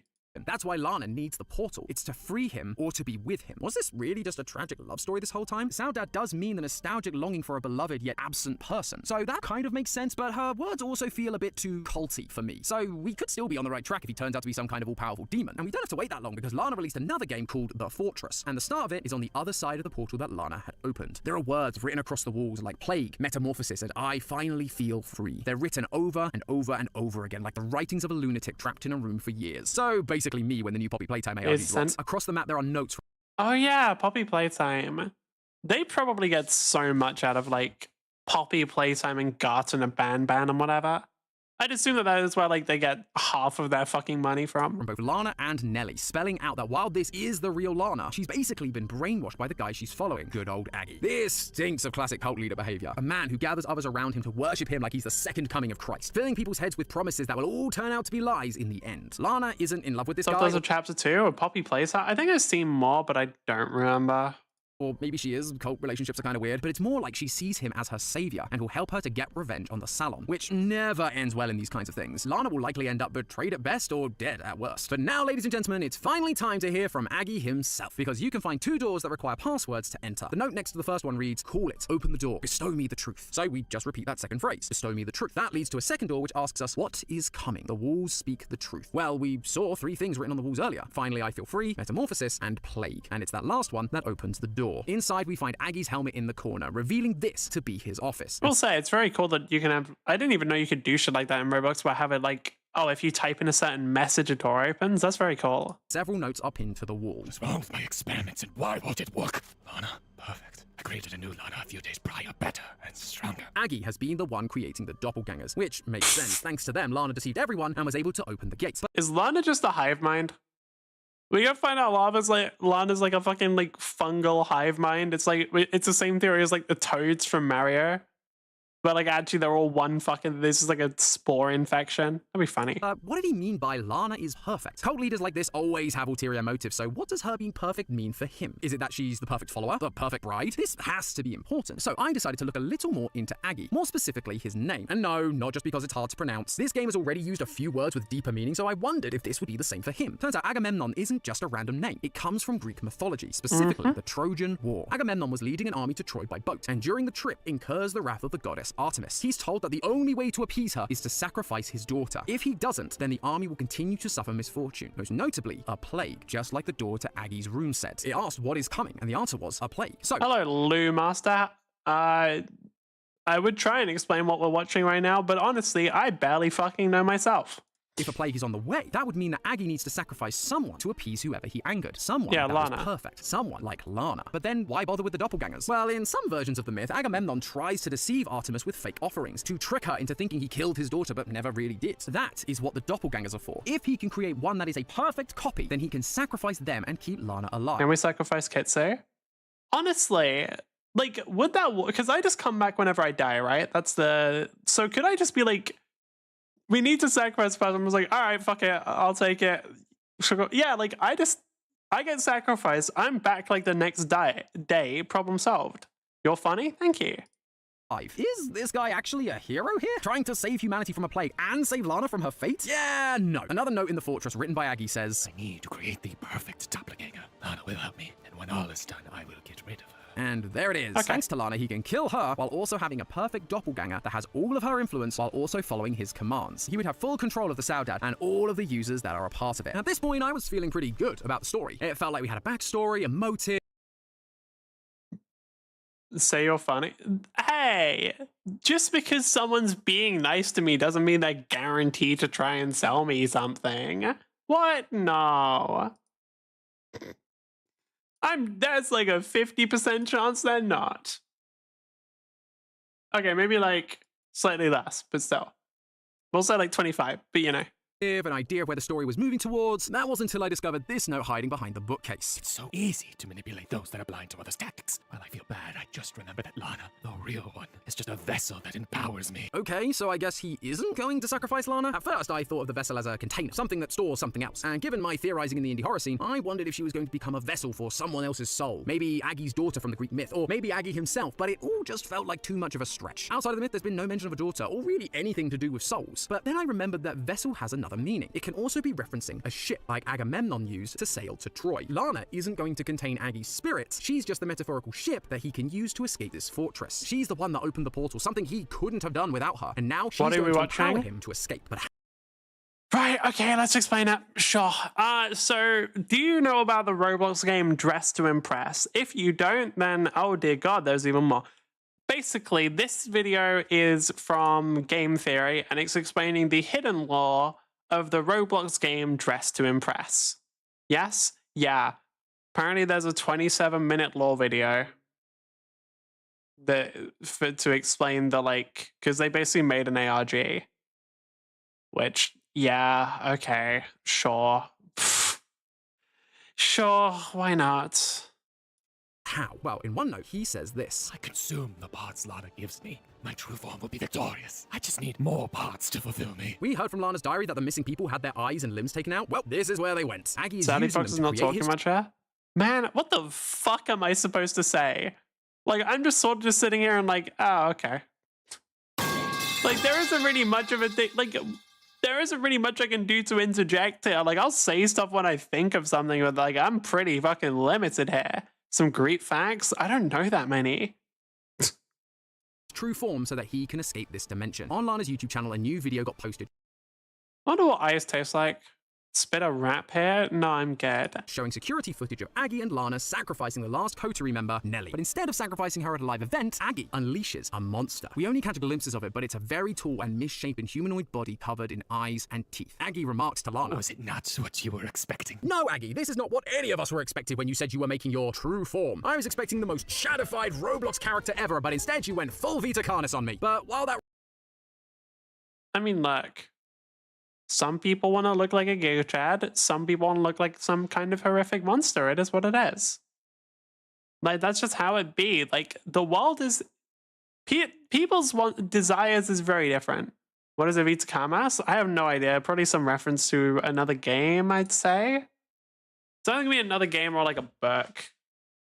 It's probably some weird fucking alien species or something. That reveal was confusing and a little disappointing. There was another reveal in this moment. Lana, out of nowhere, feels regret. Nelly, I'm so sorry. In the livestream, she tried to kill Nelly. Maybe you want Siren Head? Yeah, bro secretly wants to be Siren Head. I mean, Siren Head's cool. I wouldn't blame him. With zero remorse. But in this video, she's apologizing. Later on, Lana begins sacrificing members of the Saudade group, Horizon, a group filled with real Roblox users. But if you look around the room during the stream, you can find some strange text above the chamber door. Another Caesar cipher, and it says, I'm so sorry. I didn't want to do this to the Horizon, but A made me do it. This feels like a big shift in her personality. Until now, she's been freely killing people. Anyone that rebelled against Aggie, like the coterie, easy. But now, Aggie requires innocent people to be sacrificed. But suddenly, his hold on her began to fade. And then she released one final game, Sanagen's Gallery, which in Swedish means Gallery of Truth. As soon as you start the game, you are met with a list of rules, but the most important rule is everything you see here is truth. Lana, the real Lana, is finally giving us her side of things. No more doppelgangers, no more lies, just her. There are a lot of photos. Are they just going to do another thing of this as a lie, or is this actually going to be true? Because I do hope they do. Like, my hope for this is they do actually also, like, end it after a certain point. I think, like, one thing that sometimes happens with these ARGs and these, like, really in-depth theories and honestly just a lot of shit in general is sometimes the creators of them don't really know when to actually end them. I feel like this is the best example I can give of TV shows, right? A lot of the best TV shows are the ones that end when you still want more. It's a lie, I wouldn't be surprised. I'm hoping not, though. But yeah, like, a lot of the best TV shows are the ones that end when you still want them to go on for longer. Because, like, the other option is they go on for so long that eventually you just fucking fizzle out. Because, like, there isn't, even if you have, like, a perfect conclusion to a TV show, a lot of the time, if it's still going strong, even if that conclusion was a perfect ending, you'll still want more. The actual difficult thing when it comes to making shit is knowing, like, okay, we're done. We don't need to do any more. Like, it doesn't need to have another twist. It doesn't need to have anything else behind it. And I do hope that, like, the creators of this manage to get that right and don't do another thing of, like, yo, here's the room that's finally the truth of everything. Oh, by the way, this is, like, the 7th or 8th fake out in a row now. It's like, after a certain point, you do kind of just want it to be like, okay, can we get to the ending? Like, you don't want to go, it's literally the fucking dumb shit of like, oh, you either die a hero or you'll see yourself live long enough to become the villain. Like, hopefully they do sort of end it at an appropriate time. Of Lana in this gallery. But the deeper you go, you can start to find plaques next to them. Lana, the one who tells the truth, the one you should trust. Lana, the real one, the one that isn't in the chair. Vessel, you'll meet her soon. And Apple, once innocent, pure, and serene. Most of these make sense. Lana is telling us the truth here. The Lana in the livestream chairs has always been a doppelganger, and we've talked about how Lana is going to be Aggie's mean of escape, his vessel. But what is this Apple thing about? The quote about losing innocence matches the Christian symbolism for Apple. Yeah, I was gonna say. By Adam and Eve from the tree of the knowledge of good and evil that made them lose their innocence. However, we spent a bit of time looking at Greek mythology this episode, so I thought I'd have a look to see if apples had any importance there. And oh boy, do they. Specifically in the story with our good friend Aggie, the Trojan War. The story began because Paris of Troy had to choose who was the fairest goddess, Hera, Athena, or Aphrodite. He ends up choosing Aphrodite, but she actually bribed. Why the fuck did we see Christian? Because apples are like apples and purity and all that bullshit is like really, really a big part of Garden of Eden. Like the very first bullshit that was going on. Him by offering him Helen of Sparta as a bride. However, she was already married to none other than Agamemnon's brother, sending the two nations to war with each other. But the thing that forced Paris to choose between the goddesses in the first place was a golden apple that had "to the fairest one" inscribed upon it. It became known as the Apple of Discord, and if you take a look at the badges for the Fortress game, you'll find one called the Judgment of Paris, the same name given to the start of this Greek myth. For Lana to be described here as an apple, it could be... She paid to be the pharaoh? I don't think she did. I think she was just born like that. I don't think Aphrodite had to pay to be the pharaoh. I think she was literally just born as like the divine. She was born to be divinely the hottest motherfucker you've ever seen. Like, and honestly, hey, fair play. You know what? It is what it is. Referencing her sowing discourse amongst the community. The real Lana having regrets and changing her mind is ruining Aggie's plan. But you know what? I'm going to take a bit of a swing here and say it's actually something bigger. If the apple is what caused Agamemnon to go to war and endure all that suffering in the myth, what if Lana, as the apple here, is somehow responsible for Aggie being trapped in the first place? Aggie clearly doesn't care for Lana. He calls her a pawn in his game, someone he's okay with getting rid of once their usefulness has stopped. He even questions if she is perfect when he's making the doppelgangers. He doesn't want to use her, but he has to. And looking back through the fortress map, you can find an apple on Aggie's desk with an arrow going through it. He cannot help but telegraph his disdain for her, and yet she is completely unaware. It would also be quite a poetic narrative, having the person who is somehow responsible for getting him trapped there being the only way that he can get out. It is a bit of a leap, I'll admit, but the leap from chapter 1 to 2 was also quite big, so who knows with this series. But there you have it, theorists. After 4 months of waiting, we finally have uncovered the lore of Dress to Impress. The story of a girl fallen on hard times, upset with her lot in life, and sought help from a cult that promised her the world. She was swayed by the charms of its leader, who took her under his wing, using her to make doppelgangers to deceive everyone, sacrificing players to make his perfect form and free him from his prison. Or at least that's what I think is happening right now. This game is still updating almost daily, which is really impressive, but as a little peek behind the theorist curtain, our scripts are usually written 2 to 3 weeks before you guys ever see a video. So when a game like this is updating so often, it becomes nearly impossible to make a theory that isn't going to get debunked just days after I finish recording. Hi, Future Tom here. That is exactly what happened. There weren't as many updates as I was expecting, since they're mainly waiting for the Halloween update, but there was a live stream where Lana clarified one crucial detail, that we were wrong about her being the vessel. Turns out, the vessel is actually this fleshy room that you can find hidden in the corner of Dress to Impress that the community has dubbed the meat room. I mean, we only thought that Lana was this vessel because, you know, she was literally referred to as the vessel by Aggie. Why is there a meat room? Why'd you put a meat room in? You didn't need a meat room. Why's there a meat room? You don't need a fucking meat room in your fashion game. Why don't we meet some meat? We don't. We don't need a meat room. Why is there a meat room? This is like a fucking kids game where they dress up. We don't need a fucking... We do. We just don't. We just, like, objectively, we do not require a meat room. A meat room is not needed. A meat room is not necessary. A meat room is not something that any of the players desired. We don't need a fucking meat room in the game where you pick clothing and, like, do that one fucking stupid pose that I've seen people do. Why? Because it's fucking edgy. Like, I'll be real. One, I will say, like, this ARG is super fucking edgy. They really leaned into it being really fucking, like, edgy and, like, oh, it's so dark, and it is what it is. Like, I'd assume... Now, this maybe is me being a bit... I don't know if this is me being critical. This is maybe me reading into it too much. I would assume at least some of the people working on this are, like, fucking 16. Like, I assume some of the people working on this... Some of the people who are like, yeah, our game needs a meat room, they're, like, 16 years old. Like, 100%. I'd be willing to fucking bet money on it. This room is the vessel. What does that mean? Well, given all the references to the Trojan War, I think this meat room, this vessel, must have to be related to the famous vessel from that story, the Trojan horse. Something that was able to sneak the Greeks into enemy territory and destroy it. This meat room is the vessel that will transport Aggie from the fortress into the world of Dress to Impress, into his enemy's territory, where his true form will be able to take revenge and destroy everything, just like in the myth. But don't worry, Lana isn't totally useless now. In that weird meat room, a key has also been added, one with the name Lana attached to it. So while she may not be the actual vessel, she's definitely the key to it. In Lana's latest YouTube video, she shows the Dress to Impress world, only now it's dark, red, covered in eyes, and we see another portal. I could see Lana or her doppelgangers doing one final sacrifice, one that will open up the portal and... So is there gonna be like some big final fucking thing that makes it so like because they said they were waiting for like a Halloween update. On Halloween, are we gonna get like the entire game is covered in like red and shit?